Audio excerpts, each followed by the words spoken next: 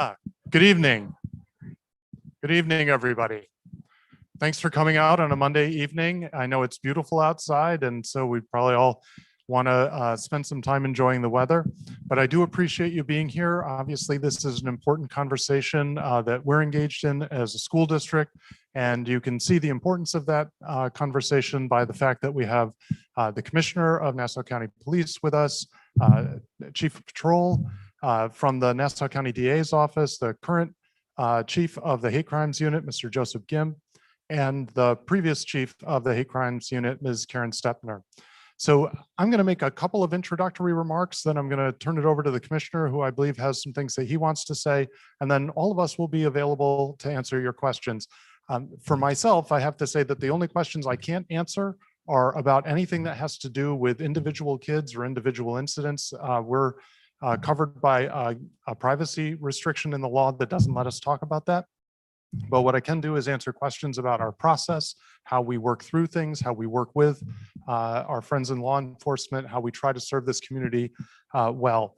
So I do want to say just before we get started that we heard a lot of feedback at the board meeting last Monday, and we've also been working on some plans. I spoke yesterday at the student-led rally at the train station. I was so impressed with what the students were able to do and to rally so many people together around the issue of making sure that there's no hate and specifically no anti-Asian hate. And I'm just so proud of them for that work. We'd already been engaged in the process of restorative justice. And so what I think we can do is make that work more transparent so people understand what restorative justice means and how that gets implemented at a school level so that someone who's not involved in the process still has an understanding of how it works. As I mentioned in my Saturday message to the community, we are assembling a group of leaders of stakeholder groups in the community to work with us. This was something that we did back in 2017. We're doing it again.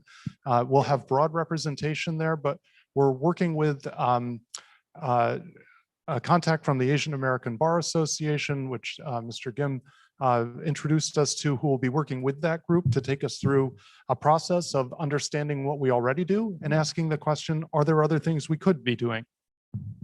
We had already been engaged in the process of evaluating some staff training. As this community becomes more and more diverse, we recognize that there's an opportunity for us to learn more and more about the cultures of the people who live in our community so that we can be as understanding as possible and so that we can make our organization as welcoming as possible. We are also engaged in curriculum work. We did some curriculum writing work last summer, although that was difficult because of the pandemic, obviously, and our primary focus was on reopening. But this summer, we have a number of curriculum projects planned, and the New York State Education Department just put out a mandate that all school districts work on what's called culturally responsive education. And I won't go into a lot of detail about what that means because I don't think that's the purpose here tonight. But over the course of the next several weeks and months, we'll be talking more about culturally responsive education so that our students see themselves reflected in the materials that they're learning from, the books that they're reading, the authors that they're studying, but they'll also have windows into the lives of people that they might not know otherwise. And the more diverse our literature becomes, the better prepared our students are for a very multicultural future, which we all see coming ahead of them. And then lastly, one of the comments that we heard at the board meeting was uncertainty of how to engage the school district when there is a problem and you want to make sure that the school district is working on your behalf to solve that problem.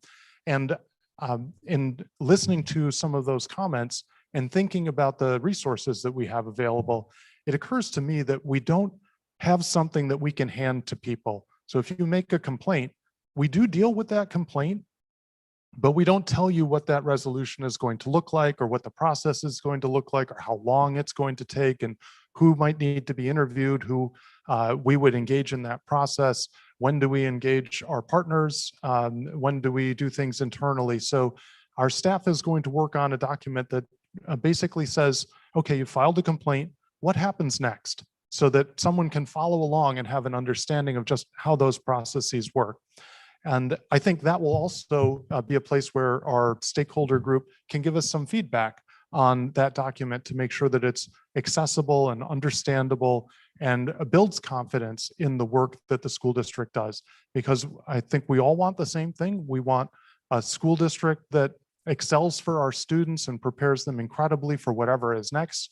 But we also want to make sure that we have a school district that teaches tolerance, teaches appreciation for diversity, that creates a warm and inclusive environment, a place where people who may be different nevertheless feel like they all belong. That's work that is never going to be done. It's work that we're going to have to do for as long as any of us are sitting in roles like this. But it's the right work to be doing. I want to do that work. I know the team here wants to do that work. And so we're engaged in that work already. But if anything, current events just illustrates how urgent it is for us to keep making progress as quickly as we can.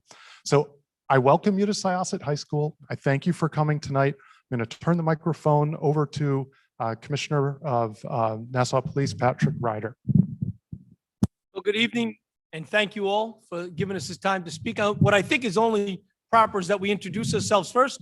My name is Pat Ryder. I'm your police commissioner and have been for the last four and a half years as the acting commissioner under the county exec, Laura Curran. I'm in my 38th year of law enforcement. I've been doing a pretty active last several years of my career, especially I think all of us can say it's been a pretty busy 15 months that have made it the world a little bit upside down between the COVID-19, the virus, which as you're all wearing your mask, and I'm happy to start seeing people's faces again outside, which is nice to see. But we're here tonight to give you some assurances and let you know what we're doing for you as a community. But I want first, like I said, we should introduce ourselves. I'm going to start with the district attorney's office here to my right. Hi, my name's Joseph Gim. Most of my friends call me Joe Gim. I'm the hate crimes chief at the Nassau County District Attorney's Office. Hi, everybody. My name is Karen Stepner. I'm an assistant district attorney, deputy bureau chief. I used to be the hate crimes chief. I've handed it over to Joe Gim. And I've been a prosecutor and in law enforcement for over 30 years. Good evening. I'm Kenneth Lack. I'm your chief of patrol. I oversee the 8 precincts as well as all the specialized patrol units in the police department. And the 4 gentlemen that will introduce themselves next are the ones that you will see the most in your time up here in your community. Frank? They can hear you.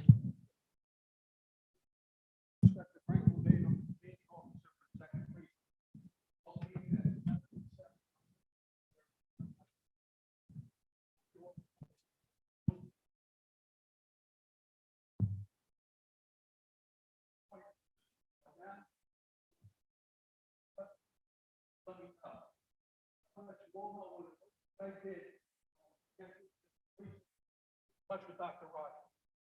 Very important.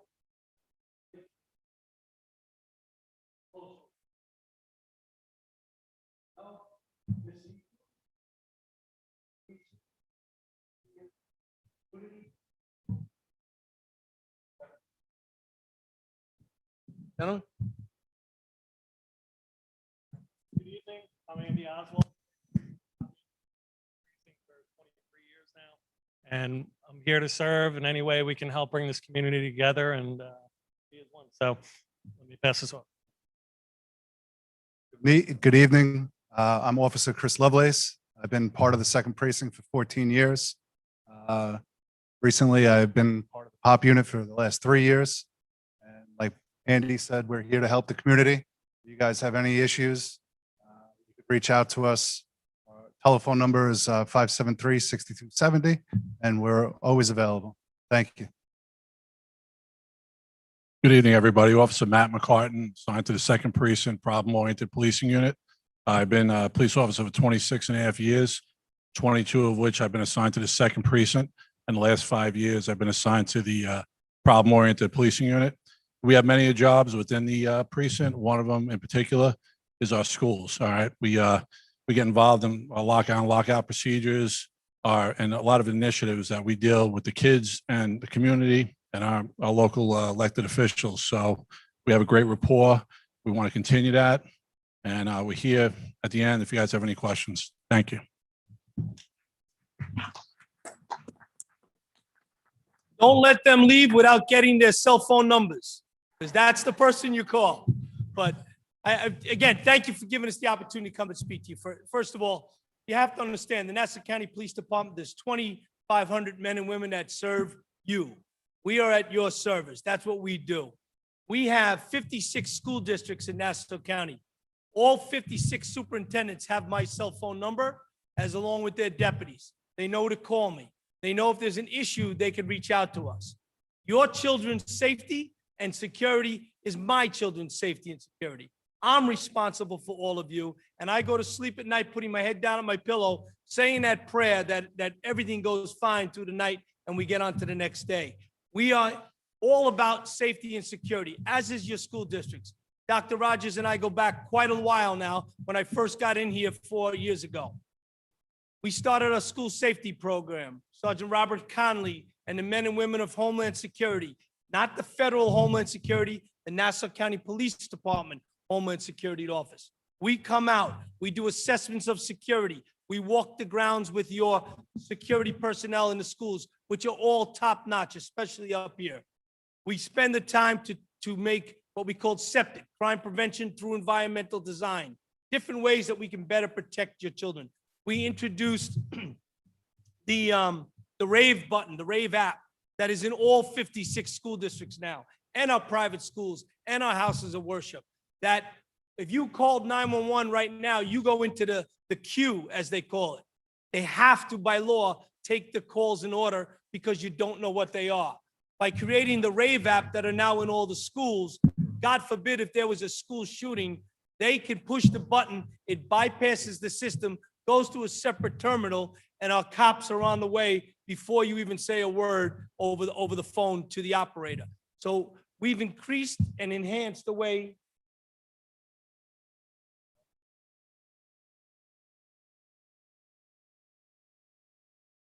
That's the first time I've ever in my life told I'm not loud enough. So, David, you heard me, right, David? Okay. So again, our RAVE app was put there for the safety of our children, to get us here faster. You know, it's not a militant state that we live in. We're not looking to put armed guards with assault rifles in front of our schools. We know that it's all about timing and quickness and as fast as we can get there. If my cop stood in front of this school, he's giving kids high fives as they walk in. He's learning their names. He comes in, we lecture in our schools. Our pop cops come in. We speak about hate crime. We speak about bullying. We speak about cyber crime. Today, before you leave, there is a pamphlet that is both here in English and in Chinese and in Spanish that is called Stop the Hate. It's just some tips that we give, again, to all of you to educate you and keep you aware about what goes on out there. If there is ever a complaint, a hate crime in Nassau County, and we have some of the lowest numbers, we are the safest county in America. That's true. That's the fact. We got it voted last year. I can tell you right now, in Nassau County, we are down another 22% in major crime. When the rest of the country's numbers are going up, we're going down. Shootings are down, homicides are down, robberies, burglaries, residential burglaries, assaults. One of our issues that has gone up is our overdoses. Again, I like to relate that to the pandemic because everybody was trapped indoors, but we're going after it. We have a phenomenal partnership with Madeline Singas and the district attorney's office. We speak on a daily basis. They know if there's something that they need, they reach out, and we know and get our guidance from them on choosing what is a criminal act and what is not a criminal act. We work together hand in hand. So the most important partner we have is our communities. You are our most important partner. And I've been out and I've lectured at this school before in the past and spoke at the school. I spend the time to get around to as many places as we can. Again, the pandemic has kind of put us all in a little behind the times, but we're catching up as we're all here tonight. And the first time I've spoken to school anywhere in Nassau County. So we're here because of an incident that occurred a week ago Thursday. An incident between 11-year-old children. 11-year-old children.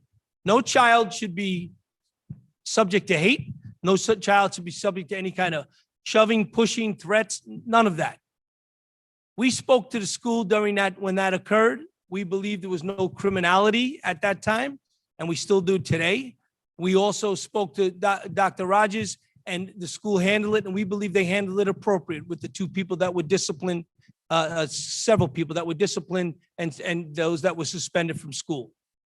They're 11-year-old children. They make silly mistakes and they say silly things. That's not proper. That does not help the victim. That does not help the young man that was bullied. So we're here today to see what we did wrong, what the police department did wrong, what we can do better. We're not immune to understanding different cultures and different ways that things happen. We understand that we got to be better all the time.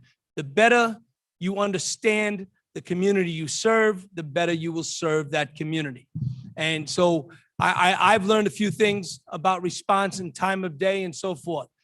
But my detectives have always, the policy has been in this department, whenever there is an allegation that a child has been injured, we must investigate. We must immediately investigate. We must find out if that child is okay. The problem in this situation, and I think you will all agree, is this thing got us in trouble. Everybody. It got out of control. This is how I started to get, understand more things that were happening that were not true, because things were being sent out over social media. It gets out of control. We teach our children to be smart when they use our social media. Many of our adults, we need to do the same thing. We need to slow it down, take a breath, and find out the truth before we start putting it out over social media. And again, I'm just as to blame as many people when it comes to social media. You react quickly, you blast it out, and you're like, wish I could take that back, but you can't. So we have taken the time to look at this matter again with Dr. Rogers and the school, and we believe that everything was handled from discipline side, the school side, properly. From the police department side, we've learned a lesson. We've learned a little bit about culture that we were not aware of, that we can do better at, and we will. And that's an educational thing that we're going to work on with our members on response. But they did everything that they were required to do and trained to do, but we got to do better. So that's not a problem. We will increase that. We will do that. Our job is to have your back. Our job is to make sure you're in the safest county in America. We've had zero violent crimes against the Asian community in over 15 months. Zero. We've only had 3 reported verbal complaints against the Asian community in the last 12 months. And still, 1 is not appropriate. We have a zero tolerance. The county exec says it all the time. There's a zero tolerance for hate crime. There's a zero tolerance for violence. There's a zero tolerance for any crime here in Nassau County. And if there's always room for improvement on how we can do that. So again, we will work with all of you and continue to enhance. And I've spoken to David several times in the last couple of days. I've spoken to the dad today. And again, I've spoken to my detectives on what we can do better. So we're going to work on that and see what we can do. I'm going to turn it over to the DA's office for comments. Well, I just wanted to start by saying thank you to every parent who's come out today. I think everyone that's here understands that something has hit the school district that affects all of you. I have had an opportunity to speak to individuals involved in what happened here, and as a Korean American, as a child of immigrants, when it was described to me, it was very visceral. I felt about what happened, and not just because I myself am a parent with 2 small children, but because I myself have gone through experiences like this. I was actually raised in Baltimore. I'm not from here. And where I grew up, I was the only Asian in the group. And it was a very difficult time. It was different age. And I personally like to think that we're in a different place. And I think this incident has brought all of us together here today to figure out how we can take the next steps forward so that we can make that better world for our children and sons, be better parents and be better neighbors.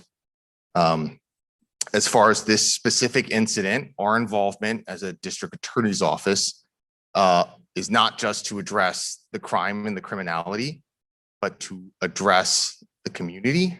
Our conversation with Dr. Rogers has not been about penal consequences of the things that occurred here. Our conversation has been about what can we do to teach our students and our parents about hate crimes? What can we do to teach our community about a historic hate against Asians that has not been a history that we have talked about in our own families, that we have not discussed amongst ourselves, I think in large part because our mantra as immigrants has been to move forward and to move forward quietly. So I think it's a very important moment that we're sharing together, and it's an important moment that we can constructively work towards a better future for everyone. I think also our office has made a commitment not only to this community to try to introduce programming for the schooling, which I've had the opportunity to do, but also on the hate crimes front to serve as an education to people about what is and is not criminal and where a bias incident can actually turn into a bias crime. And that conversation is a conversation that we rarely have. And I think it's important that in this moment that we do have that with each other. We have that with our children. I also want to stress that our goal as an office is to do what we can for the victim and his family, which includes, when appropriate and possible, to try to do something about the trauma that is going to stay with this family beyond today, beyond this incident, and possibly for years from now. So one area that we have been able to make connection is to try to work on when individuals are victimized by these types of crimes, to put them in touch with counseling services or any type of social services that may be helpful to a victim. And that is a commitment that this office is making to the Nassau County community, that we are going to look out for you, we're going to look out for your community, and we're going to try to make this place safer. I'm just going to add just a few things. I think Joe said very well what the office plans to do. Dr. Rogers and I have established a relationship a couple of years ago when there was anti-Semitic acts of vandalism in the high school. And we learned, Dr. Rogers and I, that the main aspect of that, along with Dr. Durante, was educating the children as to how harmful their conduct was when they drew the swastikas. So Dr. Rogers reached out to me because we had that passed. And I believe, and Joe is going to be crucial in this, and he's already started doing this, in education and making sure that children, 11-year-old children, and all people understand that words of hate are very damaging and inappropriate. And so it's my belief that education is the key. So we came, the DA's office, just to be available to everyone here. And you could take our contact information, and going forward, if there's any concerns that you have or any help that we can give to you, we're available to you. And we want you to know that we're in partnership with you to help solve these problems.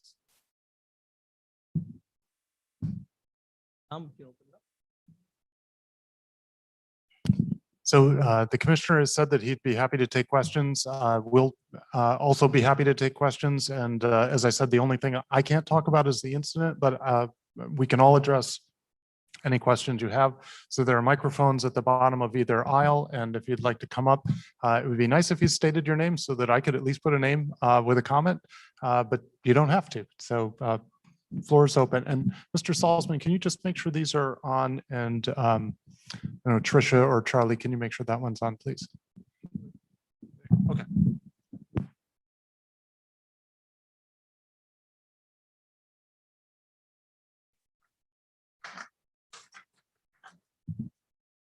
Okay, thank you for providing this opportunity. I didn't prepare to speak anything, but after I hear about the conversation, I do have something to share with you. With all respect, I don't think it's a bad thing to share this incident on Facebook or any social media, because for me personally, it gave me an opportunity to learn more about this community. And also, I think it gave us an opportunity to start this conversation with all the people presenting here. And the second thing is, I'm not particularly interested in this particular incident. As you said, you can't provide any details, but I'm looking for the data, like from the history in our school district wide, how many racism accidents or incidents has been reported, and how many of them have been resolved. How did you handle them? And how many of them do have misconduct? And also what kind of punishment or what kind of results it was involved. So I hope this kind of data for statistics data you can share with us. So as a parent, I cherish that I'm living in this school district. I want the school district to become better. I want to learn more about it, and we can make improvement together. It will help us. Another thing is I did watch the live stream last time for BOE meeting. And after that meeting, I felt very excited because I saw the determination from all the school board to make changes. But after second thought, I asked myself what kind of specific action they are going to take and what kind of deadline did they make for each individual step, and what kind of milestones we can celebrate together, and who are the owners of those action items, who we can hold accountable when there's a problem or question come up. So indeed, I'm looking forward to a well-documented procedure that can be shared, visible publicly for all the people to check out everything. And if it didn't go on what was promised, we can come back to whoever are the leader of the school district, then we can have a new conversation. Instead, like, okay, we just had a meeting and we share emotion together, then everything's gone, everybody forgot it, then nothing happened. I'm not looking for that kind of thing. I'm really looking for changes, okay? And the last thing is suggestion, because like my daughter is a third grader in school, and I'm a very open parent. I want to talk to her directly about racism. I will give her some like imagine a scenario and ask her what her action or reaction is. I find out she is very naive. She doesn't know what is real racism.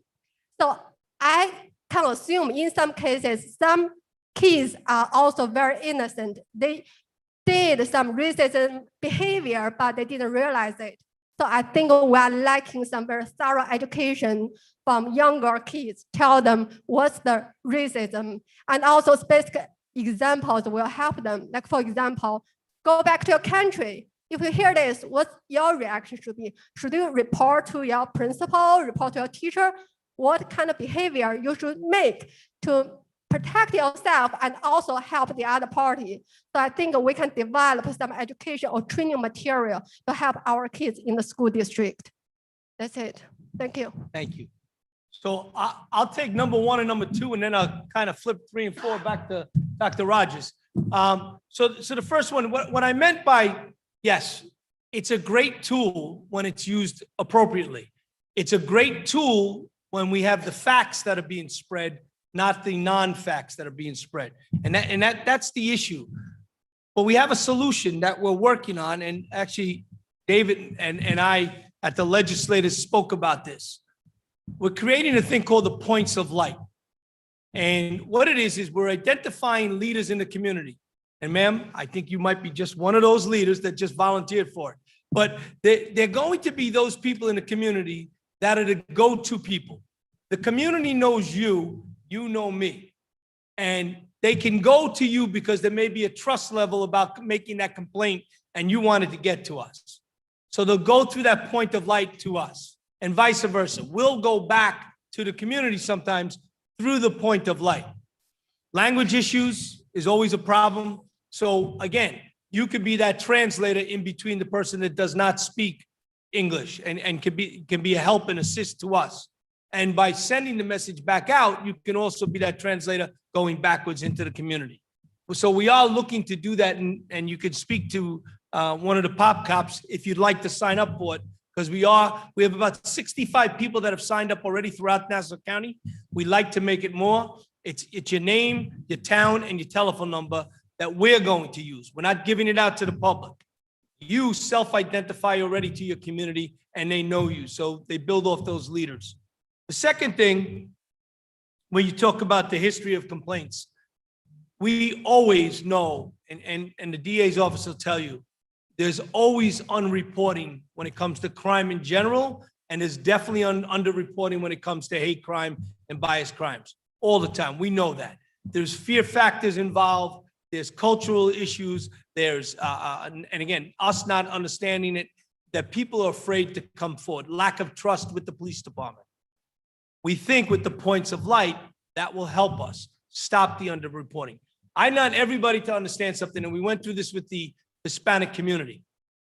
I don't care what your immigration status is. No one in our police department, I shouldn't say don't care, meaning we're not interested in doing anything about your immigration status. You're a victim. A victim gets treated as a victim. The same across the board. There's no difference. And we take that information and we hold it confidential until we create our evidence in our case, and we work with the district attorney's office then to make the prosecution. So if there's any of those issues in your community, I hope you can overcome it and let you know that we are here for you. That's our job. That's why you pay taxes, to pay our salaries that give back to serve you. So I want you to know that on the immigration side. As far as the school, I'm going to flip it back to Dr. Rogers on number 3. Yeah, so really well taken comments, and I appreciate that.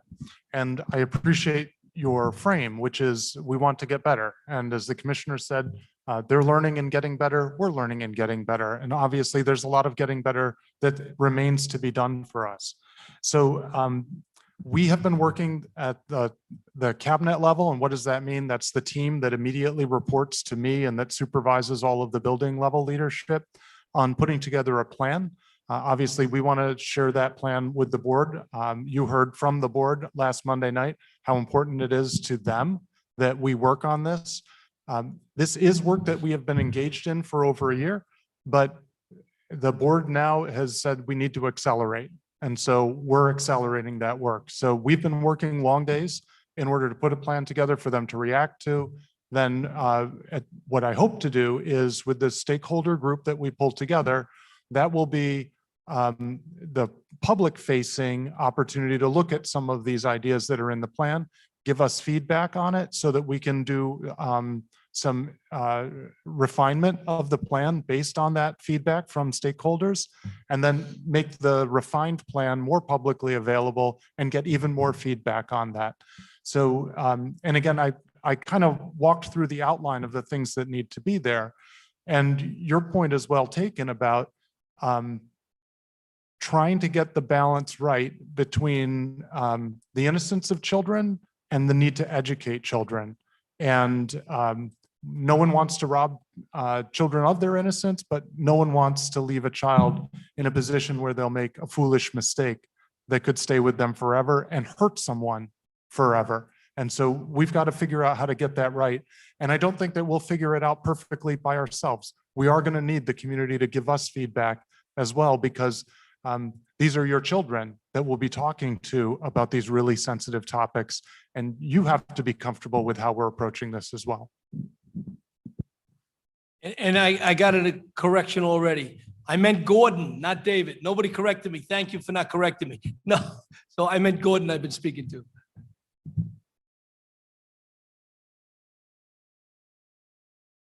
Hi, my name is Nikki Bhatia, and I'm not sure if you would be really able to address this. Probably Dr. Rogers might. I just wanted to share with you a little bit about my background. I came to this country back in the 1970s.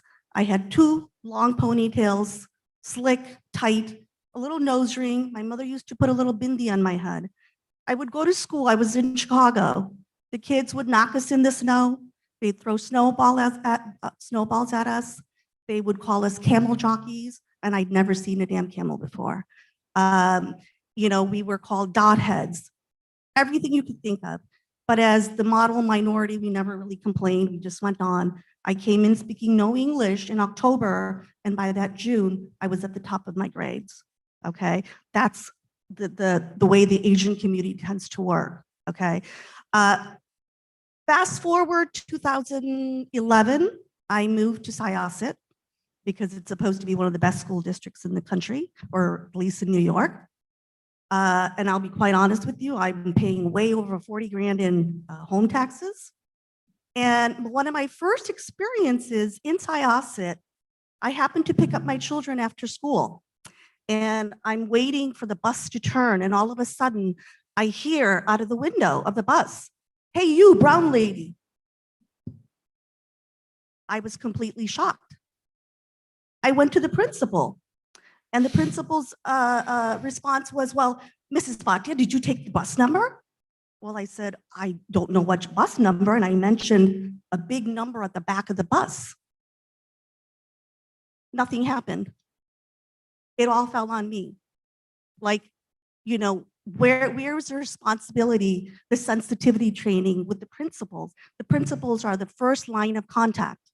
What are they doing? What is the school district doing to teach them about sensitivity, give them sensitivity training, give them cultural education? The same principal, when I approached her about talking about Diwali in a kindergarten classroom, her exact responses to me were, "Mrs. Bhatia, we don't talk about other cultures in school," which blew my mind as an educator. I'm a second grade teacher, and it blew my mind that I'm hearing this from a principal of one of the best school districts in the country.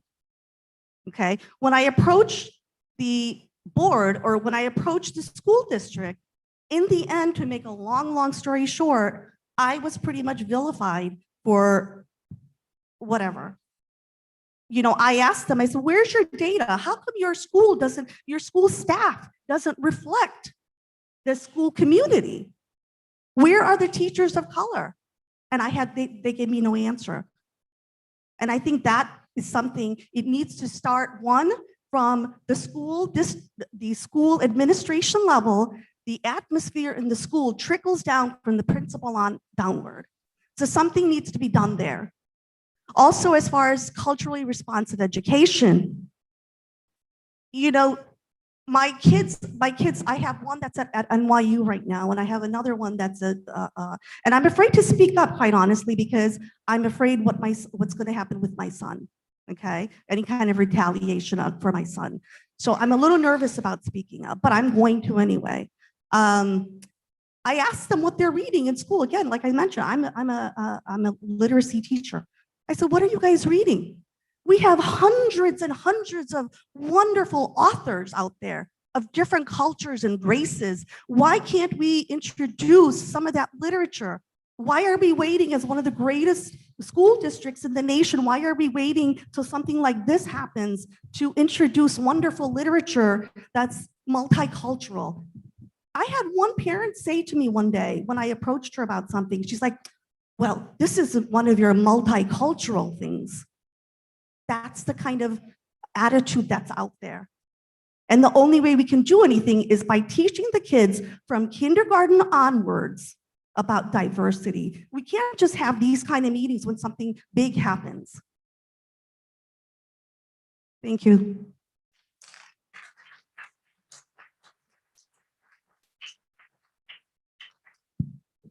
Hi, Ms. Bhatia. So we have been working over the past year and a half with our diversity and inclusivity task force. And a lot of the themes that you're talking about are themes that are being worked on by that task force. It has 4 subgroups. One is on curriculum and instruction, one is on the student experience, one is on our community relations, and one is on our hiring practices. So the school staff is more diverse now than it was 7 years ago. But as I said yesterday, there's work still to be done. The school district has been working with Teachers College for the elementary, mostly elementary and some middle school curriculum. And Teachers College has revamped the books that are in their classroom libraries. They have a rubric that they're using to make sure that the literature has a much more diverse range of authors, a much more diverse range of characters, and that the characters of color in the literature are not supporting characters, but they're lead and main characters. So a lot of the literature K through 5 has turned over a lot in the school district as a result of that partnership with Teachers College. One of the things that we're looking to do is more of that at the secondary level. Obviously, there are lots of texts that we can use to teach the concepts that students need to learn. One of the things that the high school and the 2 middle schools have done is they've taken on the idea of book day, and the book day authors are chosen by students and have typically reflected authors that represent diversity of some kind, although typically ethnic diversity. And that's a school-wide read together and then a debrief on the final day of that with the author, him or herself, with the students. So I think there's been attention paid to diversifying the curriculum, but more work needs to be done. And I wouldn't disagree with that. In fact, that's why we need to do more curriculum writing work this summer in order to reflect that.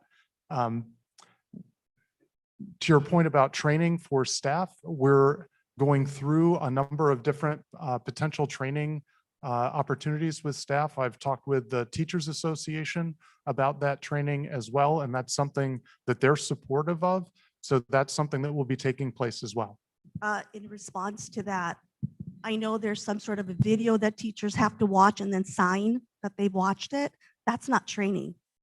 For a teacher to, on her own time, to watch a video and then sign that she watched it, that's not real training. Yeah, we do compliance training, and that's what you're describing. And we're also looking at doing training for staff during what are called superintendent conference days, which are 3 staff development days that we have in the summer before the beginning of the school year. And part of the reason why we want to go through and evaluate this is to make sure that we get it right, so that it is something that helps our staff be better at what they do. And I appreciate that our Teachers Association will be supportive of that, because this is work that will be ongoing that we have to do. But I appreciate all of your suggestions.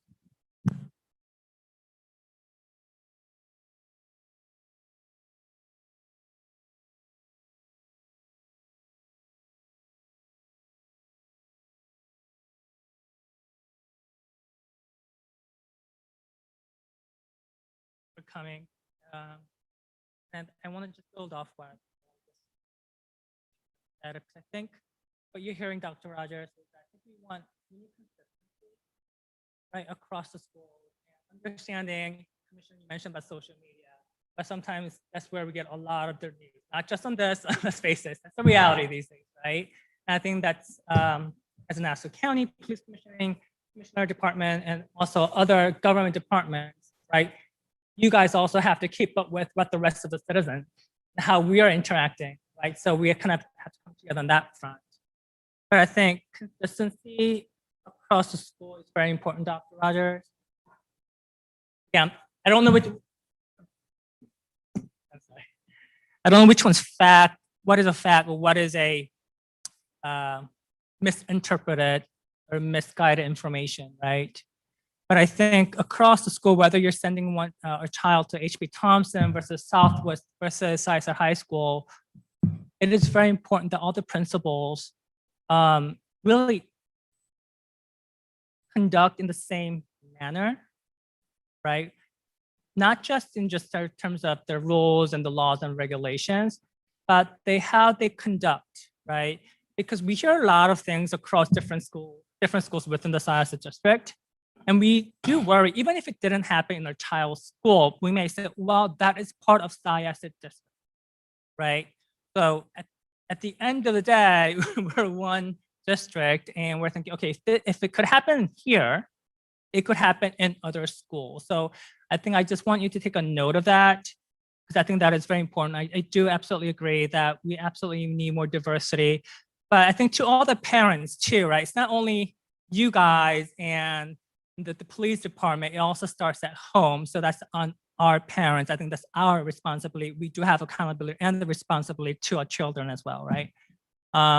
And to another woman who spoke earlier, I think if you guys can publish some kind of a record based on the law and the regulations of the hate crimes that have happened in Nassau County, especially in the schools, understanding that we are all aligning to the fact that it's pretty much underreported, but anything that has to be reported, like what are the processes, right? And how do you, was it resolved? Was it not resolved? Like if there's some kind of stat, I think that will also make us feel, I don't want to say better, but better understand what are we living with, right? At the end of the day, what you guys are telling us is really trust you guys, right? And then you said we need to be based on the facts. If you guys can also share some facts, like you just said, the percentages, we're the lowest county in terms of the crimes in the US, awesome, right? Kind of those facts, I think will kind of assure us. And one more thing to Dr. Rogers and the Board of Education is I would love to know kind of what is your accountability? What is your benchmark? What is your scorecard in terms of student hate crimes? Like, how are you guys being judged? Because at the end of the day, we're looking towards you and the leadership to lead us to the better path of better life, better, raising our children. But I'm not sure how you're being judged. Are you being judged by number of crimes, number of, putting the academics aside, like what are you and how are you guys going to be, are being judged or, evaluated, right? Now, I work in corporate America. I have also, everyone has kind of their diverse scorecards and whatnot. I'm not just saying because we're the woke, society here, but I think it is my question to you, Dr. Rogers. How are you guys being accountable? How are you guys being judged and evaluated amidst of among all the things that's happening right now?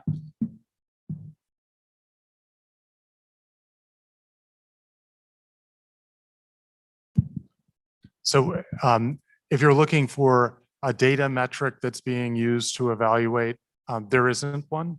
But what I will tell you is that I share a lot of data with the Board of Education about the progress that we're making on lots of fronts. So do we share test score data? Yes. Are there limitations to the test score data? Yes. Do I share with the Board of Education what percentage of students are participating in advanced level courses and what percentage of those students are doing well in those advanced level courses? All of those things, yes. I know that's not exactly your question, but I'm getting to your point. So with something like this, every single disciplinary situation is different. So if we try to categorize them and try to lump them together, there are differences in age, differences in severity. What we do is I keep the board apprised of the pace of the investigation. I keep the board apprised of the advice that we're getting from our school district attorneys. The attorneys work with 50 school districts, so it keeps us from doing anything that's a one-off Syosset specific kind of approach to something. And the attorneys they work obviously closely with us to make sure that we get it right. So especially when we're working with the people to my right, this is not an area of expertise for me. I'm not a lawyer. So it's up to them to advise us how to proceed through. I think to your point about consistency in the buildings, I would agree 100%. You have to feel comfortable that no matter where you live in Syosset, your elementary school experience is the same, both in terms of the quality of instruction that you get, but also the safety of the building. And I've been here 7 years now, and that's something, even though many members of the Board of Education have changed over the time that I've been here, that has been one thing that's been very consistent. The experience at the middle school should be the same. The experience at the elementary schools should be the same. Obviously, only one high school. And yes, we need to make sure that we also address incidents in a way that is consistent across the building. So one of the takeaways from this, for me, is to go back with the building principals and reevaluate how each building approaches. We have our kindness, curriculum at the very young ages, and then obviously more significant conversations with students as they get older. But should that conversation start sooner? Does it look different in some buildings than it does in others? How explicit are we with some kids? Is there a difference in how explicit we are, and at what age we become more explicit with kids? Because we do have to have consistency across the buildings. And so I need more information from my building principals to make sure I know what's going on. But part of the work that we're going to be doing, the administration does work over the summer. Part of the work that we're going to be doing over the summer is making sure that it is a consistency across the school buildings. I would suggest that in addition to going to the principals, that you actually go to the students directly.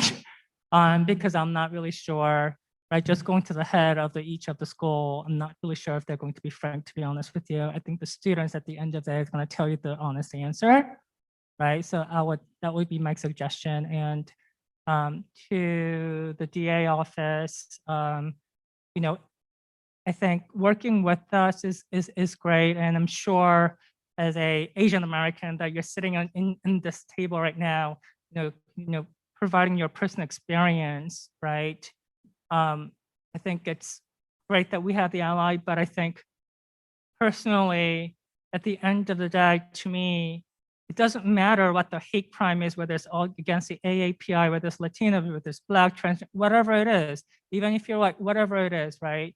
I think we have to just really treat racism, whether it's smaller, big, whichever, physical or worse, because sometimes words do have much more consequences and kind of a domino effect. Racism, any racism is racism, period, right?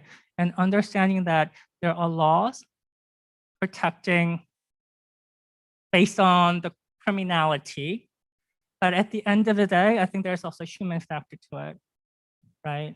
I know you guys can't disclose a lot of information, there's a lot of laws and whatnot, but I think for me personally, yes, there are the laws, but there's a human side of this that we all need to kind of move forward and progress. So, well, thank you. If I can just add to that, you asked about the metrics and stuff and how we in law enforcement, our numbers are posted monthly. They're also now under police reform. Every 6 months, you'll get a complete breakdown with demographics included that are out there. But we're not judged on numbers. We're judged on our service. We're judged on the fact that if you're happy with the service, then the customer's always right. Then we're doing the right job. The other thing is, and I'll take a shot at the school here. Syosset is probably one of the safest school districts, and I see Director of Security Donnie Flynn up there, who does an outstanding job in a lot of our schools here in Nassau County. And I'll give you the metric that maybe Dr. Rogers is not really touching on. I'm a parent of 3 kids here in Nassau County, and at the end of every year, you open up that news day, and all the faces of those kids, those scholarships, and all those top educated children, a lot of them come from Syosset. So that's a credit to all of you as parents. It's a credit to Dr. Rogers, and it's a credit to the environment that you have here in the school district. So I'll take that shot at the metric. I don't know if it's right, but I'll go with it. I just wanted to say that I agreed with everything you said.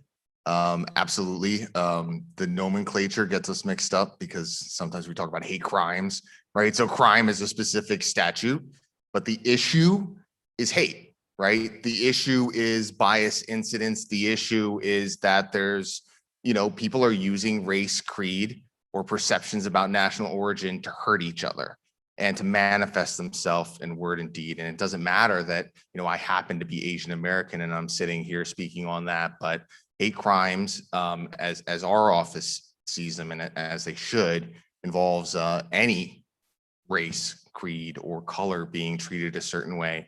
And I think you hit it right on the head, which is that if it's not a crime, there's still a problem here, which is why we are here. And that's why we will stay here and why we're going to work with the superintendent going forward so that we can do something for this community.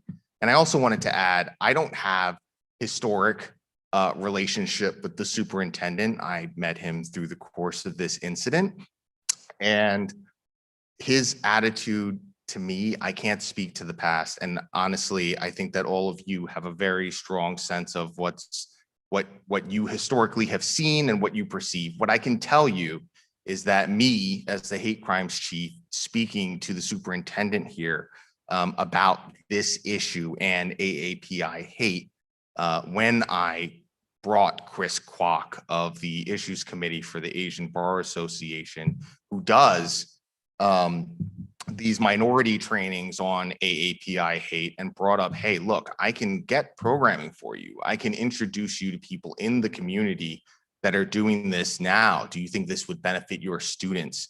He practically jumped through the screen. He was so ecstatic that there were people already in this space doing this work. And, I hope some of you leave here today and look Chris Kwok up, look up the Asian American Bar Association, literally wrote the report on AAPI hate and working with the Federation on the Stop AAPI Hate program. I'm familiar with them because I am a co-chair of the Prosecutors Committee, and also because I know those guys a long time. They're really good. And I got to tell you, the superintendent was ecstatic about being able to meet with him. And he actually met with him over the weekend. There was an initial conversation on Friday, and it was like, this can't wait. That's what the superintendent said. So they had a Zoom meeting as early as Saturday to try to address it. So I don't know what's happened before. All I can speak to is what I've seen and where I'm hoping we can take this together.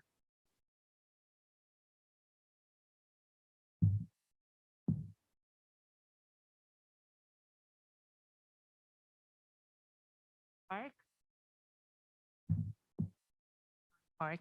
And I think yesterday's rally showed what kind of people we have in Syosset.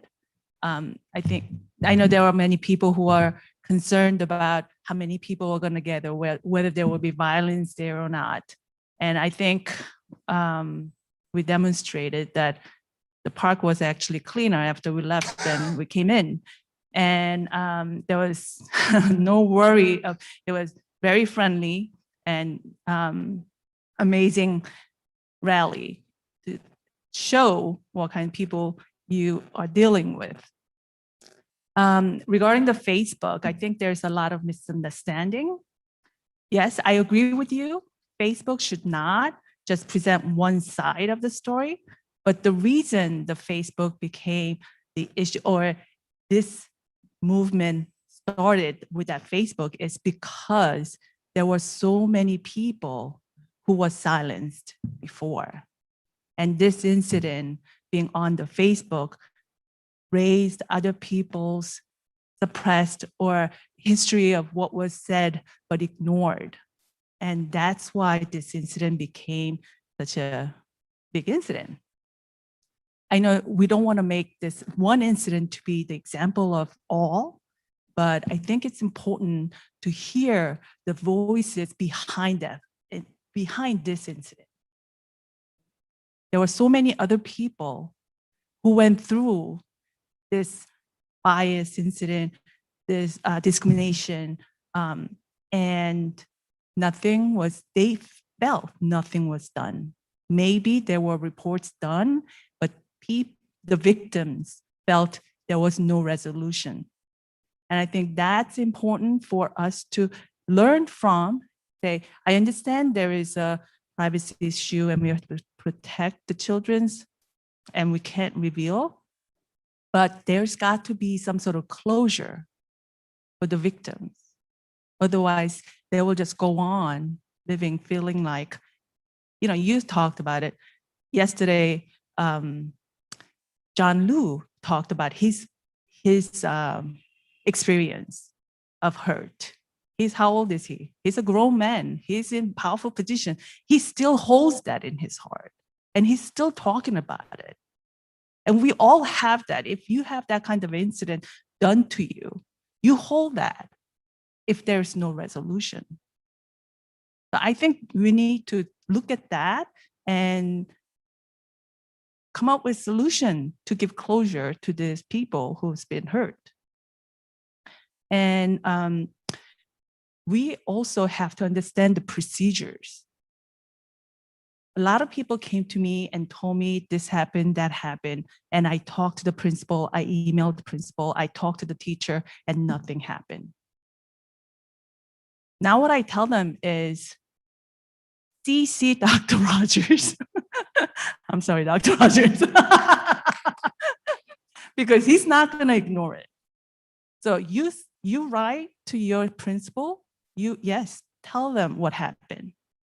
Bring it up, report it, but CC Dr. Rogers because he won't ignore it. So that's the procedure that I came up with that will have better resolution. But we as parents need to know what steps we can take so that our incidences this don't go silenced or ignored. And you mentioned what is considered as criminal when reporting. We don't know. We don't know. And according to the report email from Dr. Rogers, it said this was not criminal in nature and it was considered not criminal in nature. Okay, I mean, it's 11 years old, throwing a few punches, okay, it's not criminal. But what is considered as criminal in nature? We need to know. And when we can also educate our children. If somebody calls you something, don't just call back out of anger, because then that makes it he said, she said, right? So we can tell our children, you don't do that, but you do this. Right? So we can tell our children how to prepare, like you said, how to prepare yourself when something like this happens to you. Also, teachable moments. Now that's the big word, right? We all have children and we want our children to be educated in the right way. And we don't want to punish them all the time. We have all of our children. We don't punish our children every time they do something wrong. We want that to be the teachable moment so that they don't do it. That's our purpose. If we do punish our children, that's our purpose. We want them to learn so they don't do it again, so they can grow up to be good human beings. I think there are two ways a person changes. One is looking at the punishment and say, oh, you do that, that's gonna happen. I better not do it. But I don't think that really changes a person from the heart. Changing, educating, and learning to love other people, understanding other people, being hurt from what you can say. Changing from internal way is a true change, true nature of change, right? So we need both, I think. Negative reinforcement of knowing, okay, if I do this, that's gonna happen. And I think that was demonstrated from 2017 incident. You do that, you get expelled or you go to jail. That was a big learning experience. But changing from the heart, getting our children to, and one of the things that I think was a book, giving the book, different types of books that children read. My son was reading Name Jar. And they deal with different cultural names and learning about how they love their own culture and understanding other people's culture. I think that's important, but I think we need more of that from every level. Teachers need to understand, because I've heard so many stories of teachers making comments that are completely inappropriate. And other kids, I think it happens less in high school because they learn to ignore it and just brush it off. But educating teachers, I think it's, like you said, it's very important. Thank you.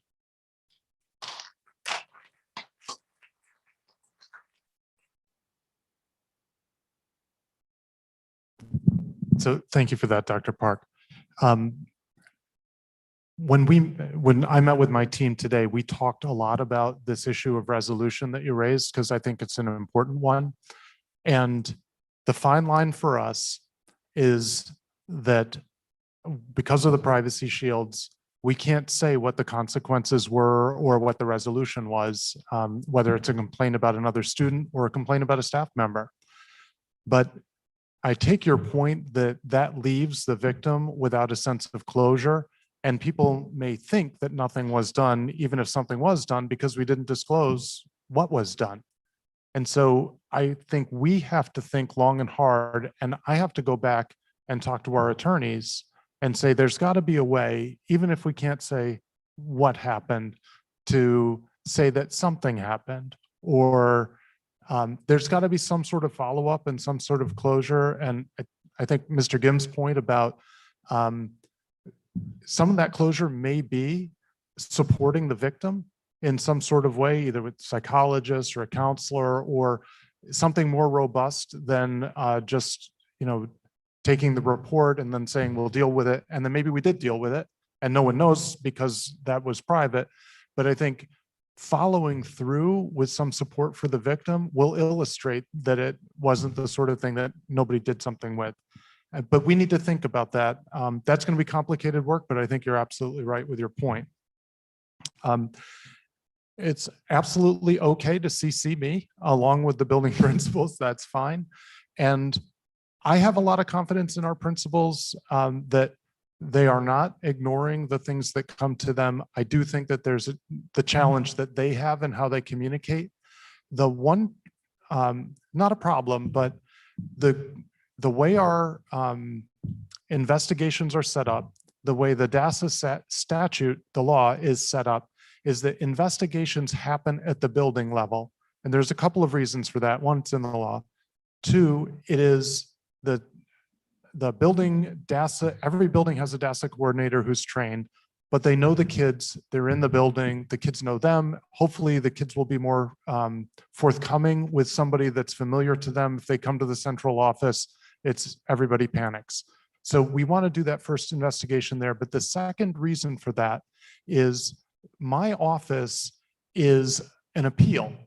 So if the resolution at the building level is not satisfactory, you have to have some place to appeal it.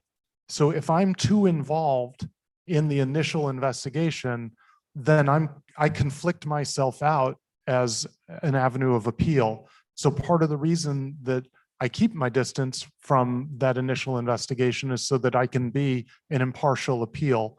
But that doesn't mean that Mr. Cardillo, who's filling in this year as interim superintendent, he will work with the building principals on those investigations to make sure they're done well. And then I stay at arm's length in case there's an appeal from that. And again, I think we need to communicate better about how that works. Because if somebody does email me, I won't respond to them. It's not because I'm ignoring, but my response, if I respond, it will look as though I've chosen sides in something I haven't investigated yet. So I do think we can communicate better about that. I also think that, and the board was in the process of working on a diversity and inclusivity policy before this all happened.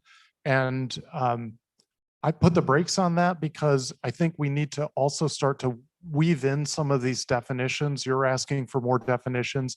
I'd like to talk with folks, our school attorneys, but the folks to my right, about what those definitions should look like. And then we can incorporate them into school policy. And that happens in lots of ways in our policies.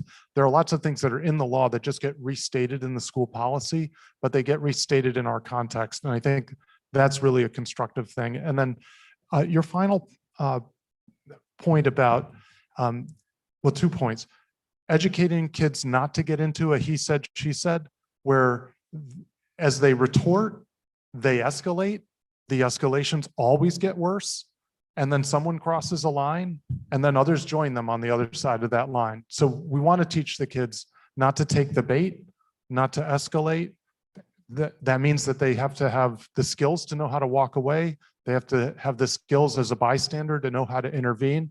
So that goes back to my previous comment about wanting to go all the way back to square one with the buildings and talk about what we teach. And CAS, the Chinese American Association, sent us some suggestions for bystander training that we're going through right now, because I think they make some sense and there's a way to weave that in.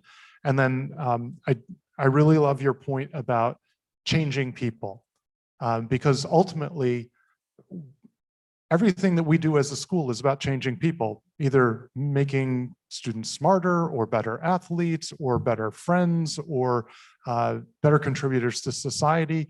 And when students make mistakes, the best outcome is for them to see not just why that mistake was bad, but to not want to be that person ever again. And we incorporated that into our code of conduct, this idea of restorative justice, but we need to take that beyond a buzzword. You know, the restorative justice, that's the buzzword that's in education right now. We have to explain what that really means in practical terms. Why is that different? What is the work that's going to have to go on? So Southwoods is going to get a view of what restorative justice looks like because we're bringing in some trainers who are familiar to us to work on restorative justice. That work will be ongoing, but I think we can explain to people there are consequences, but there's also growth. And how do we go from the consequences and then start to work on the growth? So I just wanted to state, you had brought up the point of bias incident versus crime, where that line is. That's actually an ongoing discussion that I'm having in a number of different communities, and something we even discussed within the office. So it's a conversation that needs to be had. I had a version of that conversation with the superintendent, and we discussed, you know, potentially making some type of programming. We hadn't really considered something for the parents, but that's certainly something I'm sure he'll be calling me about on Monday. So tomorrow. So it's definitely something that a conversation we need to be having. I think it's a nuanced conversation, but one that I've been doing in different forms in different communities. So it's something that I think that we can definitely package for you know, various audiences, and I think it's a conversation we should start having.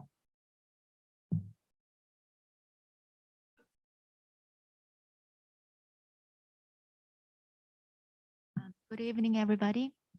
So I just want to introduce okay. The thing I'm gonna speak about is actually more to Dr. Rogers. And I just moved to this town. And I have a very young child. And I know this incident happened in the middle school, if I'm correct, right? But I just first want to let everybody know that with all because last summer, there was a lot of people, a lot of like sales of property, the houses. So a lot of people just moved from like Queens, Flushing, other places to Syosset. And then I just want to let everybody know that even though for me, have a young child at home, we actually looking to see how the school is going to handle this incident. It's not just because this is some issue that teenagers may have, because our kids eventually will be teenagers one day and will go to the same school. And that's why, even though I'm so new in this town, but I just wanted to tell everybody that among the people that I was speaking with, I have a 5 and 6 year old, 6 years old. So those are like 4 years old, 3 years old, all those young parents, they are watching. They are not here because their kids are so young, but we are watching and we wanted to know what's going to happen. And of course, before we moved here, we didn't expect this is going to happen because we moved here because we know Syosset has been the best school. And we know Nassau is, because you guys offer, has been the very nice and safe place to live and study and work. So we know that. But this happened this year. Of course, that this year, because the whole past year, because of the pandemic, the whole world is upside down. We all know that. And also I wanted to say, bully is something really, really serious. Being racist is serious as well. But when it could happen like separately, it could happen together. So it's a serious issue. Right?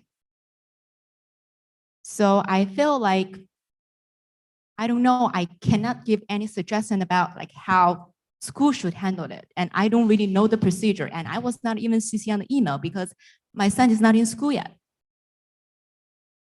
But I just wanted to tell you guys that I know that friends among me, there are people who are looking forward to move to this town. They're looking at it. They wanted to know how it's going to happen when our kids grown up here. And who, like us, like who just moved here, we want to know how the school is going to handle this. And I want to share some of my own story, because I was born in China and I was grown up in China. And I was back in China, I was a Chinese Korean. I was the only one in the whole school with all Chinese kids, but I am Korean. And my family, my grandmother speaks zero Mandarin. And the food I was eating is different than my friends. But I was so lucky. I was never discriminated or bullied. Back in last year, 1990s, when I was in elementary school. And then 10 years ago, I moved here. And now I became a Chinese American. And I was so lucky again that I never felt anything. People like, they don't like me, they discriminate me, or even at my workplace, I am the only Chinese. And it didn't happen. But I've never thought in my life that I should give a speech about this being this kind of incident. But now my kids are here.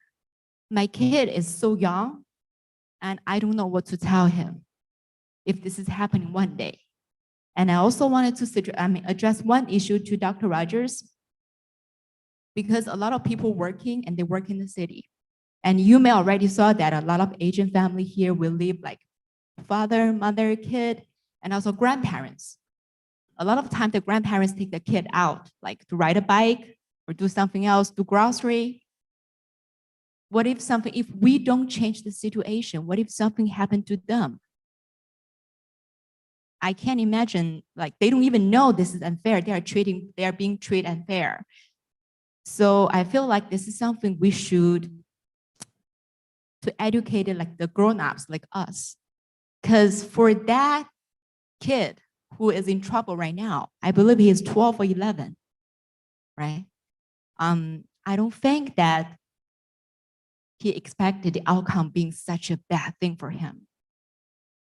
And then, of course, we cannot block the social media. But for parents, we should be more careful about what we have other kids to listen to at home. I feel like this is not some education how to teach our kids. You should do this, now do that. You should treat people fairly. This is not something like that. I think our adults should know that. We should be more patient when there are people who don't understand your language, when there are people, acting different, eating different, something like that. Well, I was never discriminated in my life. So I was so lucky. All the people are so friendly. And that is my impression of Syosset until now today. But this only single one incident has become an issue right now. And I just wanted to tell you guys what is the problem right now, and then what is our concern as a mother of a young child. We don't think this is only the teenagers, and we don't really think, oh, that's their business, and our kids are still young. We don't think that way. Even though people who are looking for property here, they don't think that way. That's all I have to say. Thank you.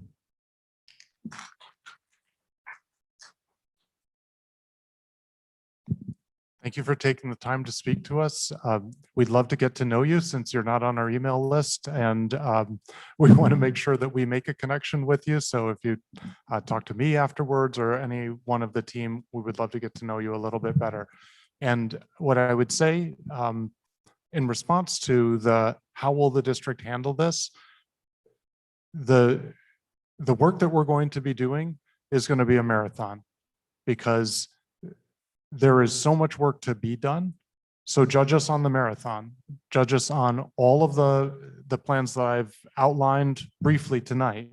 But when we put out our plan for the kinds of things that we're going to do, judge us on how robust that plan is. Judge us on how thoughtful it is. Judge us on how well we listen to feedback on that plan, and then how well we execute on that plan. I agree with you that this is a challenge. The rise in hate, period, the rise in anti-Asian hate, particularly in the last year, is the challenge that is bigger than the school district. It's bigger than the county. It is a big problem, and kids hear the kinds of things that are out there, and we absolutely need to be proactive in pushing against what they may be hearing. And so I take that on us as a responsibility to be more proactive about the kinds of messages that they might be getting elsewhere, so that we're attentive to it and pushing back on it, not reacting to it. So that's something that we can absolutely do better. But the changing of an institution this large is going to require sustained effort over time. And that's something that we're committed to.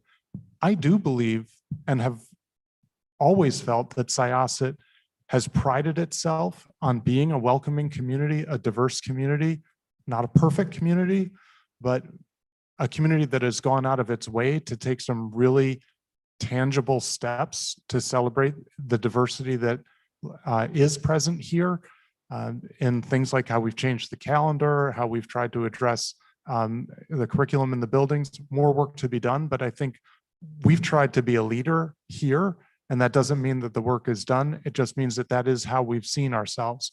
But this is an incident that is signaling that we need to take stock, and so we are. It's signaling that there's work to be done, and so we will. And I think we want for everyone to see this as a community that embraces the diversity already here and welcomes newcomers as well. So we'll be at that, but watch us, give us a marathon evaluation as we work on all of these things over time.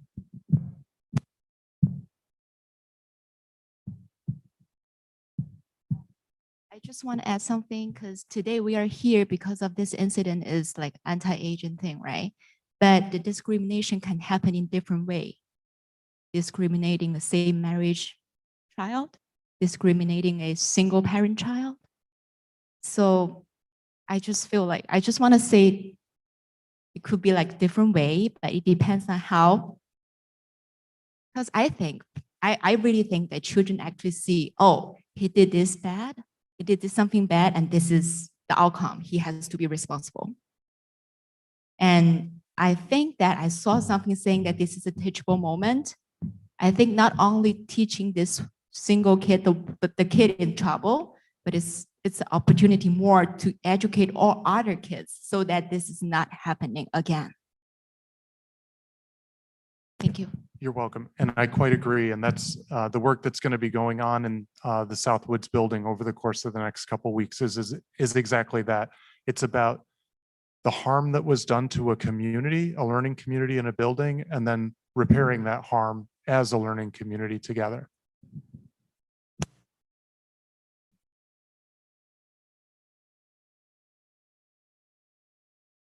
White Lives Matter. COVID starter. Go back to your country. Those words were said to my son, and so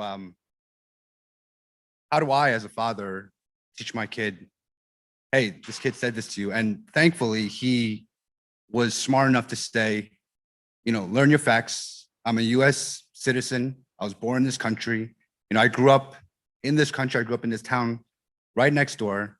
I think there's a little bit of a fallacy in that, thinking that, okay, the rise in anti-Asian hate, but racism has been around forever, and especially in the towns that Syosset, Plainview, Jericho, all over the place. I mean, this community had one of the highest Asian communities for years. Some of my best friends are from Syosset that I grew up with.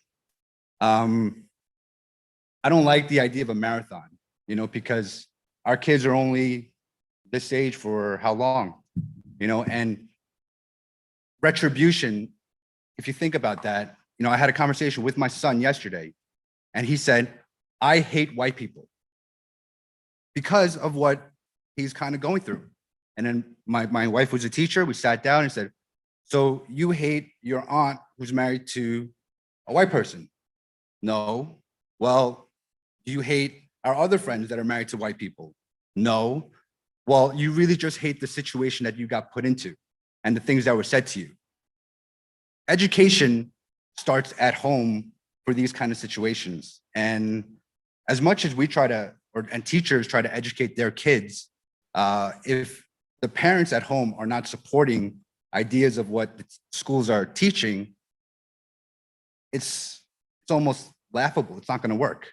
The same racism I faced, those kids that made fun of me are not parents, and they're teaching their kids this. And how does a school look to, alleviate that? I mean, you made a great point. Like you guys are talking about trying to, like hate crimes or hate words as opposed to actual hate crime. Like, how do you fix that issue, right? Because words are just words, but then when there's like hate based on that because of race, how do you fix that? These are problems that have to go deeper into people's home. If some kid made fun of another kid because he's not fast enough, well, you could get faster. But if you made fun of a kid because he's Asian, Chinese, Korean, that's how do you change that? How do you change people's homes and people's lives? Which it's almost impossible. And I've taught my kids from day one, so even though you are US citizens, you're born in this country, you play all the sports, you do all the things that Americans do, play baseball, play Little League, whatever it is, this world will always see you differently. They will not see you as American citizens. They will always see you as a foreigner. And that's a truth that I think I have to face, that I had to face when I was younger, that no matter how American I did American things and had turkey and Thanksgiving and all these things, as much as I tried, if I stepped outside, I faced racism all the time. And I tell my kids, you could be as American as you want, but don't take those words to shape you or label you for the rest of your life, because those people are ignorant and they don't understand things. But for a school district to try to just teach the children when even the teachers are saying things that are, all lives matter or whatever it is, without getting too political, I mean, they're drawing lines also. And so, they're taking a stand on certain things that make themselves up above in whatever way possible. But it's not an easy task that you guys are looking to do, because you have to change people's homes. You have to change people's way of thinking in general altogether, because as much as you teach the kids, if the parents are teaching them a completely different story, then it's just going to keep on happening. So that's it. Thank you.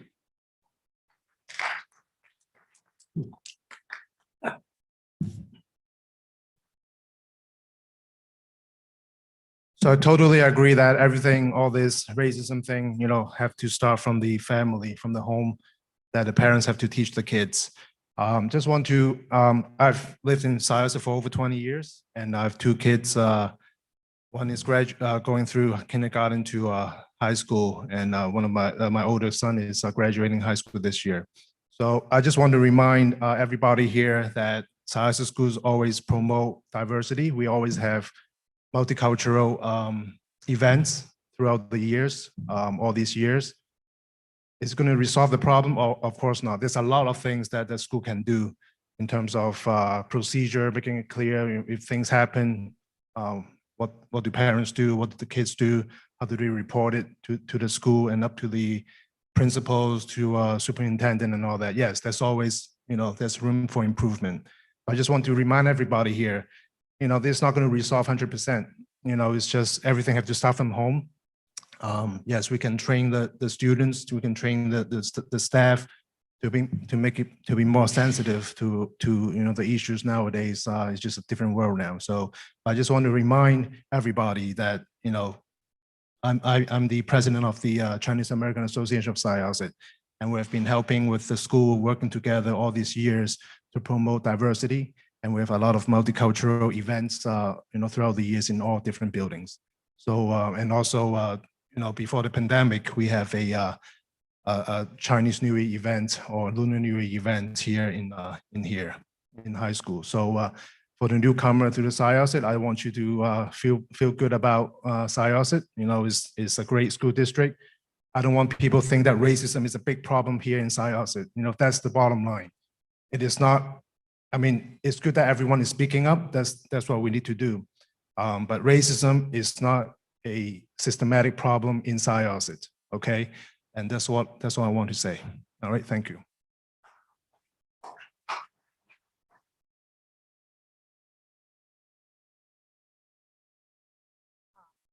First time speaking in front of a panel like this. And I want to say some positive stories.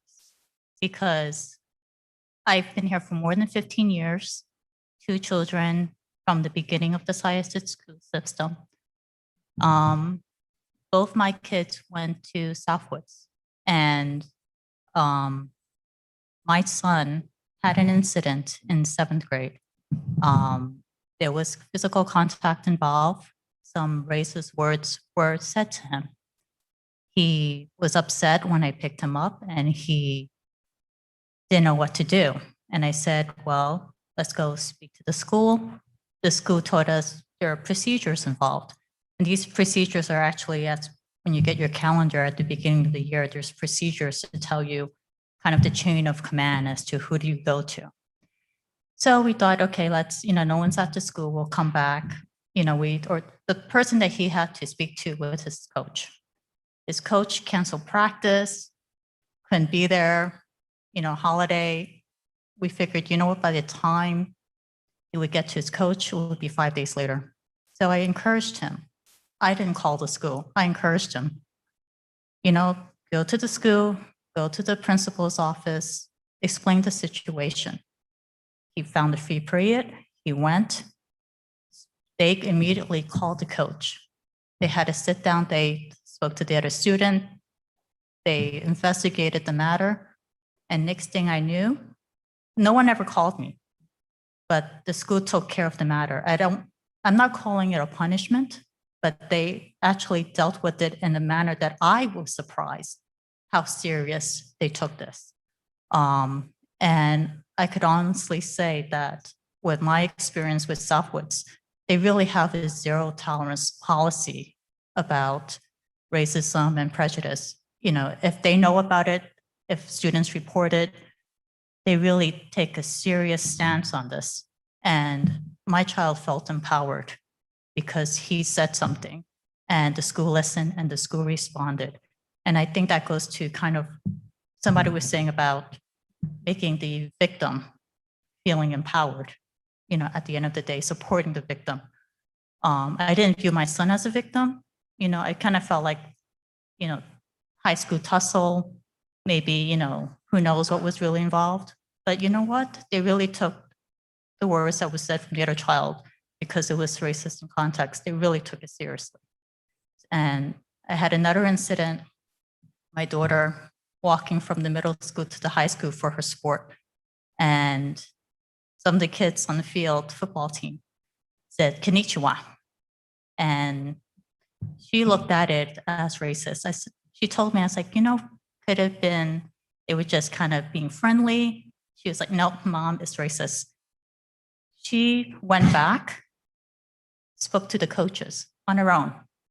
Okay, spoke to the coaches, and next thing I knew, the coaches were speaking to an entire football team. Okay, so they do take this, they respond immediately. Okay, sometimes it may not be as fast as you want it, and because of privacy concerns, parents may not even know about it. I didn't even know about what happened to the other student. I had to ask my son. So I think at the end of the day, what we as parents want and as citizens, what we want is really, we want a correct and fair outcome. We don't want people rushing to judgment. It's not fair for anybody. You want to have the right result, the fair result. And so those are kind of the positives, and this is a great school district, and you guys done a lot, but it's always a work in progress. And we have to be honest, as some of the parents have said, we ourselves, we all have prejudices and biases. That's what about last summer was about. This is what this summer with the whole anti-Asian hate, protest. This is what we face as a society. And honestly, being a Chinese-born American in Syosset, I actually feel more discrimination from the Chinese population. Okay, because I don't speak Mandarin. I'm not from China. Okay, I speak Cantonese, but that's not good enough for some people. So we have to be honest. We all have biases. We all have prejudices. And we really have to look not just at what the school can do. The school only has our kids for a certain number of hours, most of which is educational. A lot of it has to come from home. They cannot control what the kid is on for social media. By the time they're in middle school, they're on social media. We can't control what news station their parents tune into, okay? But we ourselves could help with the process. Sometimes I think about, what else could I have done? I worked full-time. Is it setting up play dates? Because when they come in kindergarten, everybody has birthday parties where the whole class is invited. They have play dates with other children who are not of the same race. Maybe some things I say to myself, can I schedule more play dates with children who are not of the same race? Just because I'm comfortable with someone who also speaks the same language, can I schedule play dates with people who are different? And continue that. I feel that one way to do this is to really, there needs to be interaction. It's just, we need to interact and get to know each other. And we could do that on so many levels. At the personal level, I feel like play dates. What I did, one thing was volunteer at the PTA. I worked, I couldn't chair a committee, but I attended meetings at night. I volunteered to help other things. There are evening events like fundraisers or, school dances or something that happens at night. Volunteer for those things. Those are some of the things I'm thinking of, what I did and how I felt I could have done more. And especially at the elementary school level and at the middle school level, I felt that volunteering, becoming the class mom, class dad, I never did that. Maybe that was something I could have done where, it would have given me access to the teachers. The teachers would have known my children, would have known me, and would have been an easier conversation if there was something that my child felt comfortable about, regardless of whether it was race or classwork or something. Definitely on the teacher's level, it needs to be, a certain type of training, okay? Because there's websites out there. Every time my child gets a class, they look at the website, look who the teachers are, and they're like, oh, you know what? I don't like this teacher because this teacher has certain prejudice and biases. It's kind of out there on the social media. If you do your research, you'll find out who they are, but it's, there needs to be some training with the teachers. And one thought I had about was one thing, the high school levels, what they do is something called breaking borders, where they have students from other, like, I don't know the neighborhoods, but like I think Freeport and Uniondale or Hempstead, but they come to Syosset and they're talking. And I know it's more about social income, economic discussions. But honestly, from my experience, whether you're Chinese, you're Greek, you're Italian, you're Irish, I find that we have a lot of the same cultural issues, and the same cultural similarities and commonalities. Everybody has to go eat dinner with mom, on one day of the weekend. Everybody has, we have certain, expectations of our kids, and there are certain, traditional gender roles that our parents kind of expect from us, regardless of how liberal we are and where modern we are. And there are a lot of commonalities, and one thought I had was, can we import that at the elementary school level, at the middle school level? Because assemblies could work at the elementary school, but at the middle school, they tune out. No one's listening to another assembly. But if you start early, when they're really young, they really haven't gotten the sense of racism yet, and you force them, to have a discussion with each other. Instead of having assemblies, have workshops where they really get to know each other. Ask some of the common questions, of that may be cultural oriented, and it doesn't have to just be Chinese, and even within the Asian, there's so many, there's Indians, there's Koreans, we have Japanese population. And as I said, even with the Chinese, there's different Chinese population within. So have a discussion, among the different, see who's in the classroom, the different nationalities of the children. Have them talk about commonalities, have them interact, have them work on projects together. They tend to choose their friend, to do a lot of their class projects. Have them choose, they have to choose somebody who they haven't chosen before that's of a different race. There are things that we could do when they're really young, to have them interact so that they get to know other kids and their parents get to know other parents.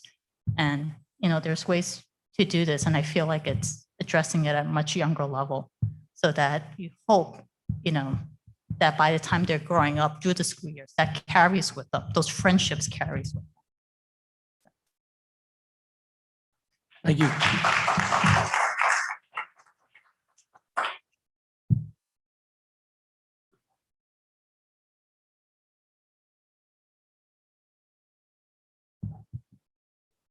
Side.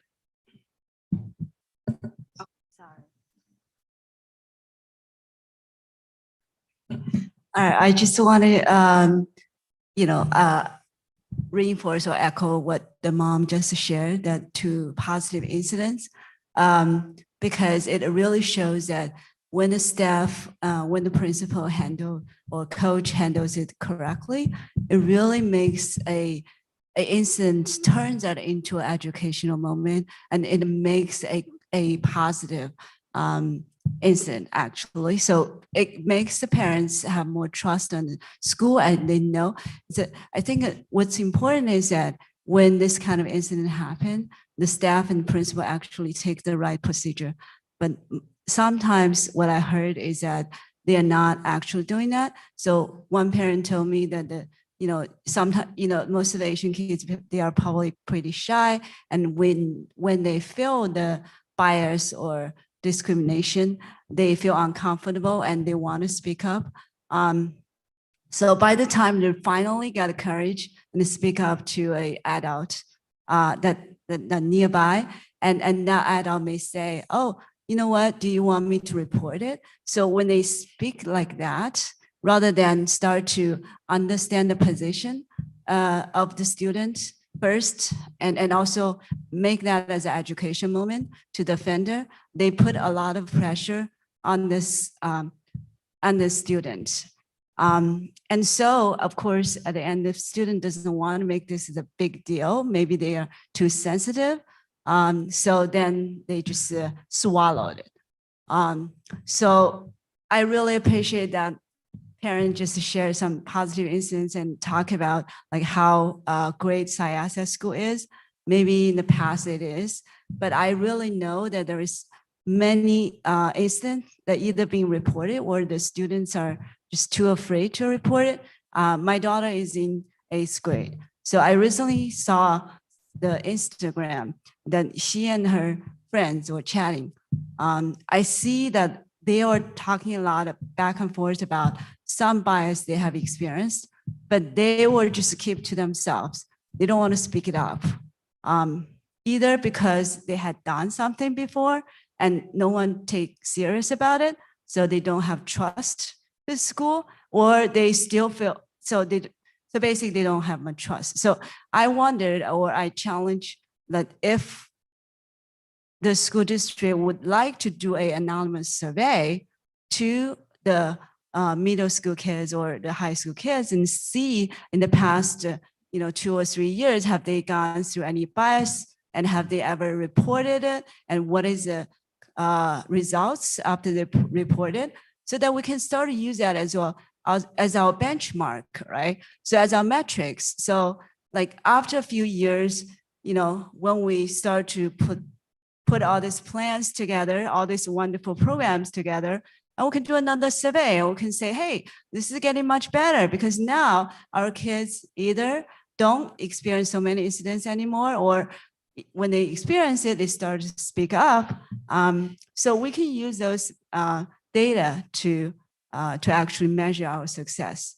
The other thing I want to mention is last Monday, Dr. Rogers mentioned there is an anonymous app that students can report. I'm really excited about that app because for those kids who are too shy, this is a great tool for them to report incidents. So I wonder if Dr. Rogers can share how many students have been so far used that anonymous app, and how many incidents has been investigated after it's been reported. And if it has been lightly used, how do you plan to promote its usage? And also, like, how did you send the feedback to the reporter? What is the progress?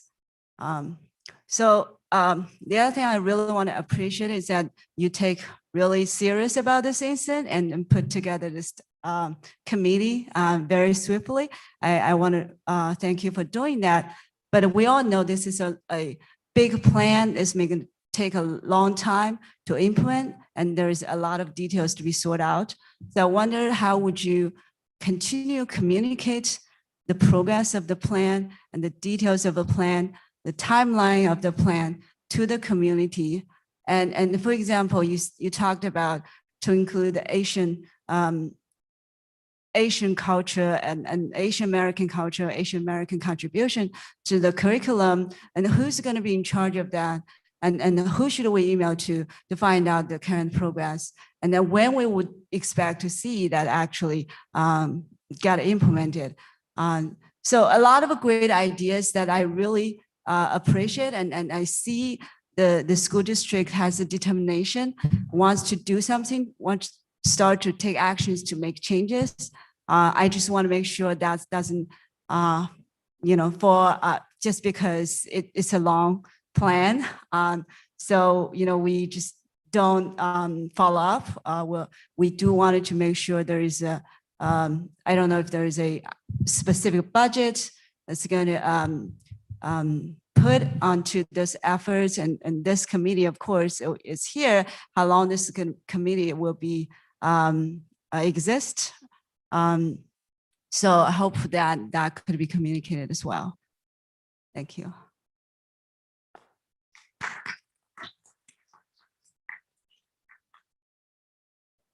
So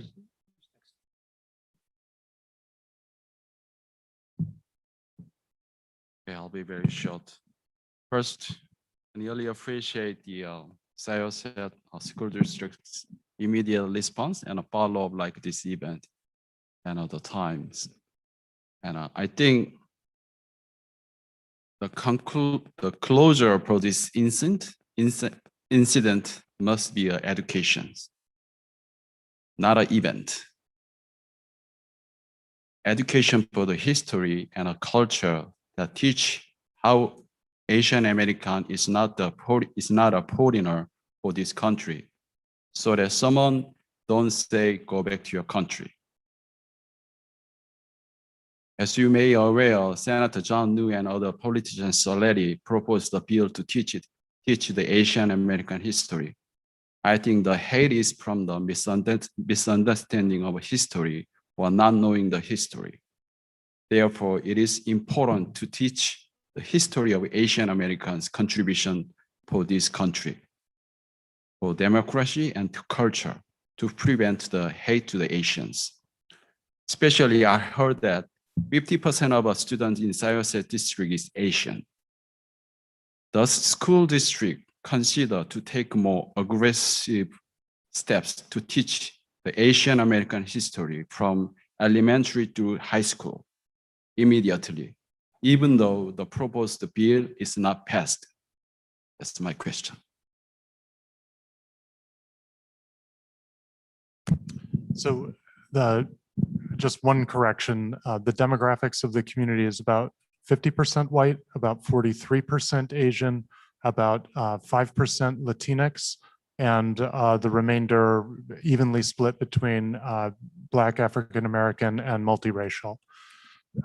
But this district has been becoming more diverse, meaning less white, by about 2% a year every year, pretty much since I've gotten here. So this is a trend that has been moving over time, and a trend that the school district has been trying to address with, as the earlier speaker said, events and multicultural nights and opportunities to get to understand the cultures that are here better.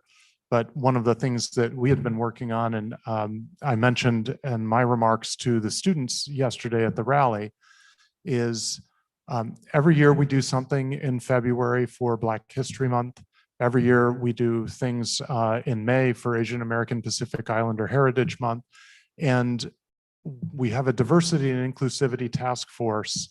And one of the conversations that we were having this spring was about when we teach those events, once during a single month, it's as though we're reinforcing the fact that there is something different, as opposed to saying, and this is what I said to the young people yesterday, we should be teaching African-American Black history all year long, not just in February. We should be teaching the contributions and struggles that Asian Americans have offered and had to endure in this country, not just in May, but all through the year. So Black history is American history, Asian American history is American history, and it should be part of what we teach all year long. So I absolutely agree with that, and that is work that is ongoing. And Cass has actually shared a consultant with us that we're going to be working with that's going to help us do some of that curriculum work. We've engaged someone else from an organization called Partners in Inclusivity that's going to do that. The Asian American Bar Association of New York is going to do some pro bono programming for us. And then to the previous speaker's question, we have, as I mentioned earlier, we're assembling, as we did 4 years ago, a group of community stakeholder leaders that we're going to be working with. And eventually, I hope to see that group's work merge with our task force that was already existing. And at the last board meeting, one of the discussions that the Board of Education had was how to get more people involved with the task force and balance having more involvement with not being so large we don't do anything. So we have to figure that out, but we have to figure it out quickly. But that's the group that is making this change. And I take the point that an earlier speaker made about my use of the metaphor marathon being a little bit frustrating because the work it's urgent work. So the metaphor of the marathon is not meant to say that we don't see the urgency. It is meant to say that we have to be persistent and we can't stop running. So that's work I'm looking forward to doing, quite frankly. I think it's exciting work. And one of the speakers at the board meeting last Monday said we Syosset should be able to lead in this work. And I think we can and we will. And I'm not excited about what's been happening this last week and a half, but I am excited about the idea that good will come out of this and that we can do this work and that we can be in a leadership position for rethinking how we do a lot of what we teach. And it's not just history, it's what literature do we use, what characters are in those literature. Even in our world language program, using more authentic texts from the culture that speaks the language that's being learned, so that you're familiar with texts that might actually be read by someone, not something that was just made up so that you could learn vocabulary. So lots of different places for us to do that work, but really very much the right work to be done. And again, to the previous speaker's comment, how long will this take? We did a little bit of curriculum writing work last summer. There's more to come, more to be done this summer. There is a budget for it. There's always a budget for curriculum writing projects. And there's a subcommittee of that task force that is focused just on curriculum and instruction. And they're the ones that have been planning the curriculum writing projects for the summer. So there's going to be a lot of work. I imagine there will be more work this summer after that as well. But there's a real opportunity for us to make what we teach even richer than what it is now. And I don't see that as displacing something we already do. I see it as adding more stories to the narrative and showing how those stories fit together better and get a better sense of where we fit into the history of the world and not just of a specific part of the world.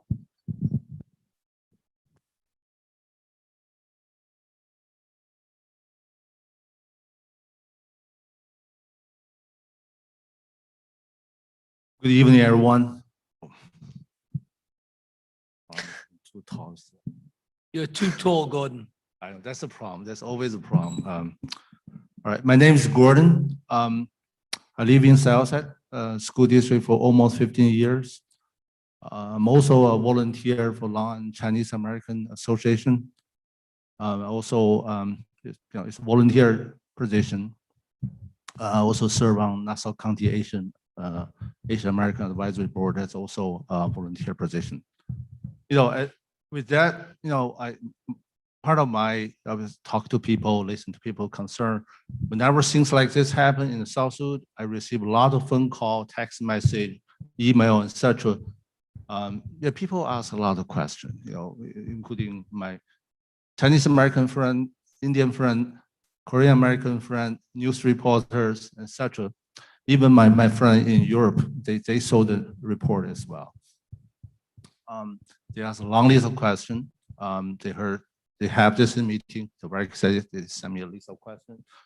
I have a long list of questions, but some of the earlier speaker asked pretty much most of the questions. I have three more. I think I have three more questions. Those people sent.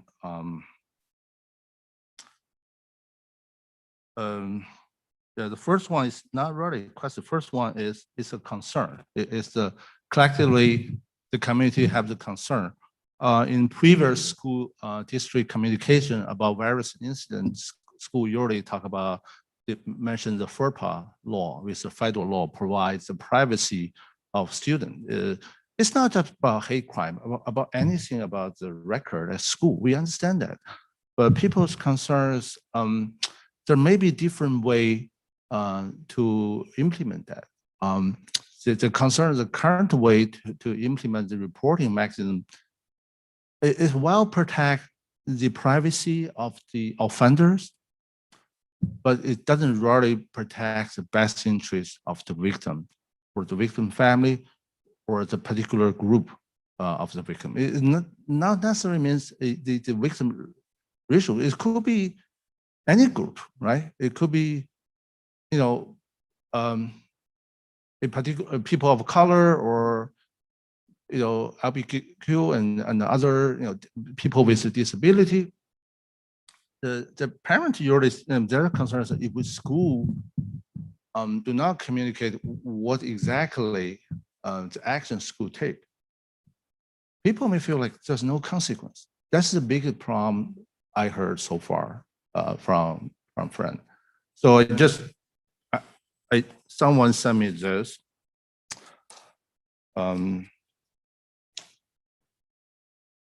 Understand FERPA is applied to all this education institution that register under the United States Department of Education. So it's not a law just for Nassau County or New York State. It applies to everyone. This parent sent me this. We should let the school know similar education institute in Long Island. They take there's so many of them, like Long Island University, LIU, which only a few miles from here. They have the FERPA policy explained on their website. You can Google it. They say they understand the record is personal identifiable if it includes other information other than along in combination is linked to or linkable to a specific student that will allow a reasonable person in the school community who does not have personal knowledge of the relevant circumstance to identify the student with reasonable certainty. Obviously, it does not include the victim, right, or victim families, right? They know what happened. They know who's the offender, right? So in other words, it contains enough demographic or other information that is point to a single student. So they give an example. A disciplinary record about unnamed male student likely would not, without more, to be personally identifiable. But such a record about a unnamed male sophomore political science major who live in Smith Hall, play on the school soccer team, and is a resident of Huntington, that unfortunately would like to name a particular student. So I think that gave a good example for the boundary of this law, how you're going to implement that. So I think school, the feedback from those parents, like they suggest school consider something along this kind of a guideline. which we, by all means, we are all education institute registered under the Department of Education. That's first one. The second question, they heard school mention both verbally during the BOE meeting and also email about the diversity task force. So they want to get some transparency on the task force. The task force, who are the member of task force? Do they have monthly meeting minute available for the public? Are they dedicated resource? Are they volunteers? Are they from outside the school district, or I mean the faculty and staff, or etc.? They need some more transparency. Do they have a dedicated? The school district has a dedicated budget for that effort? Things like that. There's a long list of questions in that regard. So I think school policy should allow the parent, to know more about it. We have that information. Will give the parent more confidence, more insight into this process with pursuing. Another question, that's the last question for school district. After that, I have some question for DA office and the police office. The last question for school is, trying to look at the list here. Yeah, school mentioned a few times about the zero tolerance policy. They want to know who's in charge to implement or enforce zero tolerance policy. Is that something that overlaps with the diversity task force? Is that something the school has a committee, or it is something belong to superintendent's office, etc.? They want to know more. They would like to hear more communication on that. So maybe Dr. Ryder, if you want, maybe I will pause here before I ask the question to the end. Sure, I think I can go through them pretty quickly. So with FERPA, if you're tabulating, like at the end of a year, some kind of record, there would have to be, let's say, more than one incident. Actually, there'd need to be a number of incidents so that you wouldn't be able to associate it. If there was only one incident, it wouldn't matter how in specific we made it sound. If everyone knew what the one incident was and then there was one resolution, we'd violate the privacy. But I take the point of an opportunity to go back and talk with our school attorneys about if they have models of other institutions they work with. I know they also represent some higher education institutions as well. So I'm not the expert in this. I'm not an attorney, but I will certainly take the question back and ask them and see if there are other examples out there that we could look at as models. On the second one, on the task force, the task force was something that started out as an internal work group. We had some teachers go to a conference. They came back from that conference very excited to work on this. They recruited other teachers to be part of that. They went to another conference at Teachers College 2 summers ago, and then another group went this last summer. And then we started to invite people from the community to join the task force as well. But we've been thinking that we need to do exactly what you're describing. It sort of grew on its own, and now there's 50 people in it, but we have subcommittees, and the subcommittee chairs are kind of running those meetings with the subcommittee.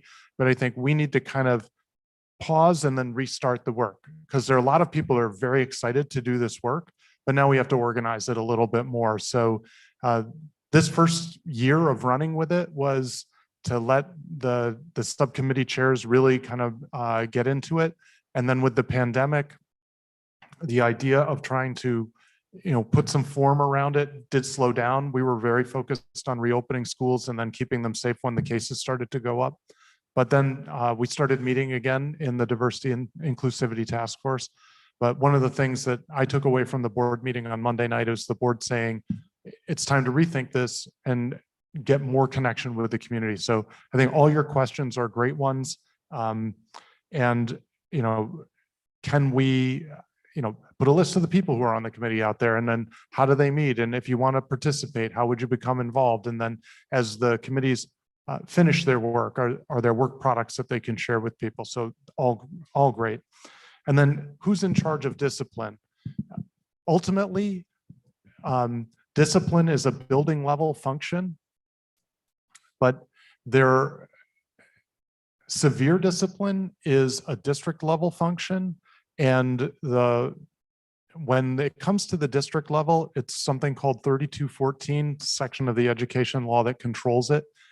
They're called superintendent hearings, but I don't do them. We hire an outside hearing officer who does these for a living. And then in a 3214 hearing, it's a formal process. There will be an attorney for the student, there will be an attorney for the school district, there's a court reporter, and then there's a hearing officer, and it's a very formal process. So if there is something that goes past the building level, it will go into that 3214 process. And again, that's something that's really led by the attorneys on my behalf, but it's really done through the school attorneys. And I think that circles me all the way back around to where I started, which is there's a lot of mystery about how some of this stuff works. I understand it, but I think we can just put together a pamphlet or a brochure of some kind that just explains to people how it works so that folks have an understanding of what these processes are and how they get, at what point they get triggered in the process. So thanks for those questions. Thank you, Dr. Ryder. I just remember one more question. Yeah, people ask, since the schools, sometimes they cannot disclose what's a disciplinary record when a student made a mistake or has some kind of incident at school. Can the school at least publish a kind of guideline when if some student did this at 9th grade, at 10th grade, at 1st grade, what kind of a discipline the school will give to such a student? So they don't want, the feedback I heard is like, they don't want when incident happen, then people disagree. Oh, the kid, well, first, as mentioned, the purpose is not to punish a particular offender. No, the school is not jail, right? School, the main function is education, is to educate how to make the kid become better person. Our goal, the parent and school, number one goal is never to punish anyone. Is we want to use as example to educate people. So the parent, some of the parents ask me this, yeah, school should have some guideline. So when the committee know this thing happened, right? What kind of discipline will follow, right? Instead of them 100 people come to the BOE meeting, everybody fighting for the microphone and someone say, oh yeah, we should do this. Someone say, no. I would rather those kind of things being set up. I won't say cast in the stone, but at least something in writing. I'll give you one example. Years ago, 20-some years ago, I think I was still in school. I was one day, we finally crossed the border from US into Canada. I was driving, I'm happy. All of a sudden on the highway, I see the sign, that's like 20-some years ago near Toronto. It says the speed limit is 100 kilometers per hour. You'll get a fine of 50 Canadian dollar if you're driving 20 kilometers per hour. You get a fine of 100 Canadian dollar if you're driving at this speed. Etc. I look at this, immediately I slow down. I say, I cannot afford it. I will see something in writing. It's almost like the price tag of the penalty. People know that I think that will stop a lot of things from happening. Well, Patrick, no, I'm a good driver. Right. Yeah, that's the last question for school or a comment. It's a suggestion. Yeah, I'll take that suggestion and again, talk about it with our school attorneys to see if they have some familiarity with it, if it was done in other school districts, how that worked out. As you said, there's nuances in all of these things. And so my initial reaction is it would be good for transparency because then you know what the speeding fine is. But how you define things then becomes super important. And I don't know how well we can do the definition. The nice thing about a speed limit is radar gun and you know exactly where you are. when you're talking about words, what words are on this side of the line and what words are on that side of the line? Or if you say them twice, does it go, like, I need to think through that. I don't want to give you just a yes, no. Oh, I want to just think we don't about it. expect answer ready in real Yeah. time. People expect that requires quite some work on the school side, but we're looking forward to it. Yeah. All right. Now it's a question for police commissioner and the people from the office. So in the past few months, I have organized, attend quite a few rallies in Long Island, in Suffolk, in Nassau County, in New York City to condemn Asian hate crime. Patrick Ryder had, we have stood together in the first rally in Nassau County, in the Senate Majority Leader Chuck Schumer's press conference when he announced he will push really hard the COVID-19 hate crime in the Senate floor. And well, he succeeded, yeah, right? The vote record is 94-1, a landsliding victory. The problem, which I have said in public quite a few times, is we don't have reported hate crime, Asian hate crime in Nassau County, but the word, be careful with the wording, is to report it. There are some incidents, but people, the victim, they're afraid to report.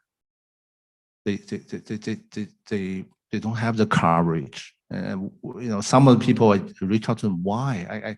I try my best to convince them. They're not convinced.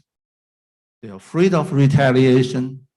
Also, they are afraid. A lot of them are first-generation immigrant.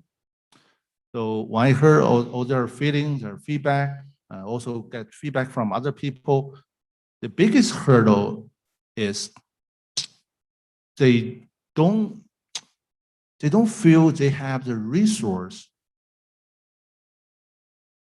Nothing personal, right? They don't have the resource in district attorney office. They don't have the resource or enough resource in the police department to help them to navigate through this very complicated justice system. And the discovery law makes it even worse. We have talked about that in the Nassau County public hearing, April 8th. So the people want me to ask this question for both DA office and the police department. So, do you have plan in the near future to recruit dedicated resource? With like people of color. I know there's a lot of Asian hate crime. Do you have any recruitment plan, diversity plan to recruit people? People like that. Also with the language capability, the ability to guide the victim through this system. That's from what I heard in the last 4 months. That's number one hurdle. So if you can shed any light on that, that would be highly appreciated. Well, that's why we're here specifically to meet the community and we'll give you our phone numbers, and any victim of any Asian hate crime is free to call. Call me, call Joe. Joe's going to be in charge and he can navigate them through this. We have a victim service. We've advocates, many who can help them with resources and help them through. So that's specifically why we're here tonight.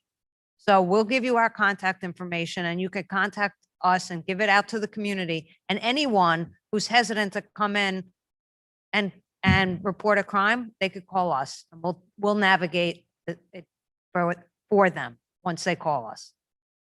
Okay. Yes, actually, we have a complaints bureau where actually I just recently started having a conversation with my counterparts over in the police department about how we can work on this together. So information sharing is going to be really important. I know their bias coordinator over there, the deputy chief of the detective squad, and I had a conversation where we had talked about some proposed solutions. I know I want to speak with the commissioner at a later date about the specifics, but we're having those communications now to talk about how we can coordinate. Myself, I'm a Korean speaker, not the best, as some individuals will let you know. We also, within the hate crimes unit, we did expand to have 2 ADAs now. We have, and among them is the second ADA is a native Mandarin speaker. But that's on the ADA side. I mean, I'm going to be honest with the people in this room. That's a really important factor here. We need people that look like the community, not just the Asian American community, but just generally speaking for our office. We need dedicated investigators who are going to be able to follow up with those complainants who come in.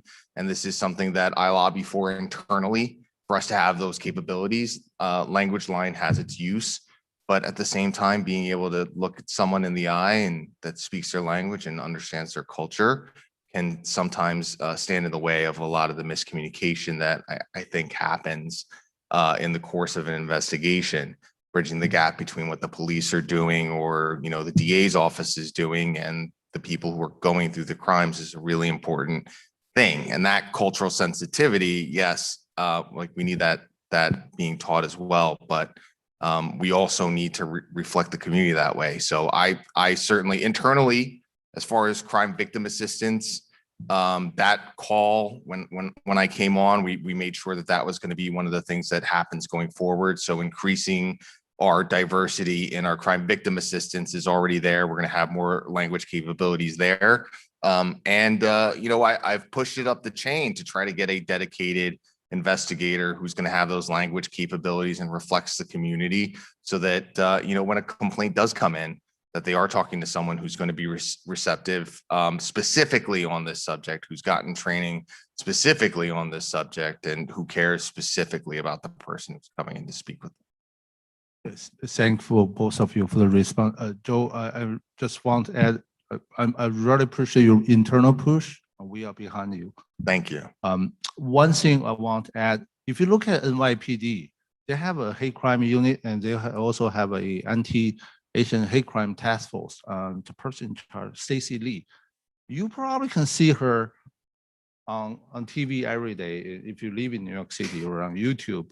Maybe for Nassau County, we also consider give Joe some more publicity, you know, so for people to see his more on Newsday, News 12, YouTube. I'm not sure TV office have a YouTube channel. Appreciate the plug. But you know, I think the people know you have someone look like you in the justice system. I think that gives them more courage and confidence in the system, they're willing to report. Again, for me, I want to see Nassau County really have zero hate crime. The purpose to report, again, is not for the purpose of, hey, we want to increase statistic from 0 to 1 to 2. We want the county to improve. We want everyone, work together to make Nassau County a better place for all of us. Thank you. So I asked this question to the crowd. How many people here want their son to be a cop? You're it, Gordon. You already asked me last time. I answered yes. No one else raised their hand. So diversity in Nassau County is done by, it's a test. It's a civil service exam. And if we don't have people from all different cultures taking the test, we're not going to get the diversity we're looking for. It's not, you just get to accept it. It's an exam. But that doesn't mean we can't service you just as good. Meaning I can, and we have that relationship, is that we can build relationships in our community. We can break down barriers and walls and work together. That's what counts. And if I know and I got a problem in the community and you're a leader of that community, you're a leader in that community, I can go to either one and say, I need help in Syosset. Help me get in there. And you walk me through that. So, I have this battle all the time about diversity. And then I ask people, all right, who wants their son to be a cop? And nobody raises their hand. It's a tough job nowadays, as you will know. Oh, I know you don't want your daughter.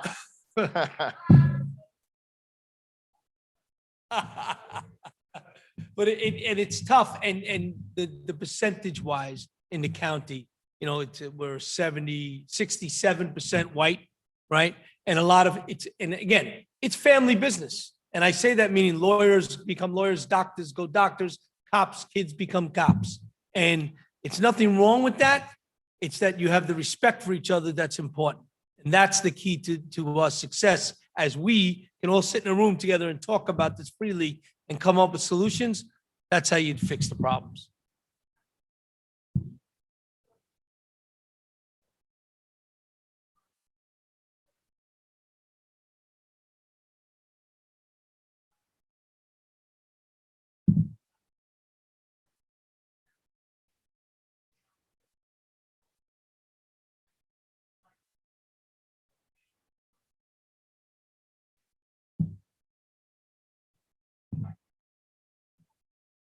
Yeah. So- We have two phenomenal programs. The one is the PAL, which we've invested a lot, our Police Athletic League, which we have over 50,000 kids in Nassau County in the program. On the other side, we have the Explorer program. And these are kids that sign up as 13, 14 Explorers? 13 to age 20. And you come in at 13, we start you on programs. There's all different parts of the Explorer program. Some is drilling, some is community involvement. You work with the police department on a daily basis. Many of those kids in the Explorer program become police officers, either here or New York City or Suffolk County or in the federal government. So we do have two great programs, which those three gentlemen, that's why they're here, and they're still here, are here to help you make those connections. Thank you. All right, thank you, Patrick. Thank you. I'll be very quick. I just actually want to echo exactly what you said. I'm very involved in my community. My name is Vicki Walsh. I'm in the Oyster Bay community. I've had the pleasure of working with all the police officers in our area, and I met you a few times by phone. I hear so many great things about you in our school district. We have probably 26% Asian, and I've always been on the PTA, and the best advice I can give all of you parents is to get involved. As the commissioner said, I'm working with these guys in my district with the youth council, and I would love to help you out along with the police officers. You need to get involved. When I hear all of these things about rallies and DA, our kids don't want to hear that. Your kids do not want to hear that. Your little guys don't want to go to school and keep hearing about this. So I respect why we're all here tonight, but it makes me upset that we keep going back to anger and not so much let's fix it. If you get involved in the PTA, Tim, you said you do a lot of events. I don't know if you do it with the PTA, but I would love to connect you, and maybe we can all work together with the different schools here. But in our area, we embrace all of it's very diverse, and we embrace it all because the parents get involved. So I don't know how many of you want your kids to be police officers. How many of you are on the PTA or have tried to reach out to it? So you need to start by doing that. And then the kids become friends. Just like one of you said, you plan play dates. Once you get involved in the after school events, I work full time. I work 2 and 3 jobs, and I still try to get involved somehow. And the most important thing too, with the high school students, let them get involved with the PTSA. Let the high school students have a voice. And I'm sure on the task force, maybe you can get, we have parents on a task force. Maybe you can get the high school students to help out with that. All right, so thank you. Thank you.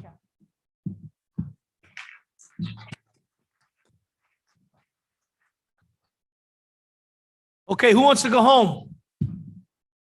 There you go. I think we're good. Any other questions? So I'll say thank yous for everybody. First of all, thank you, Commissioner Ryder, Chief Lack, our POP officers who are here all the time. Congratulations and welcome to Syosset, Mr. Gim, in your new position. Thank you. And thank you again to Karen Stepner, who has been a friend of Syosset these last 4 years and has just been a real partner for us and an ally.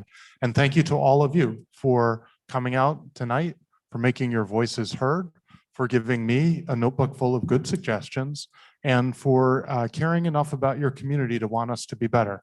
We want that for this community as well. And I will tell you that I know I'm not speaking on behalf of the Board of Education, but I know that the Board of Education feels the same way. My team feels the same way. We are in this with you, and we're going to make it better together. So thank you again for coming out tonight, and I look forward to seeing you again soon. And if I don't, have wonderful spring.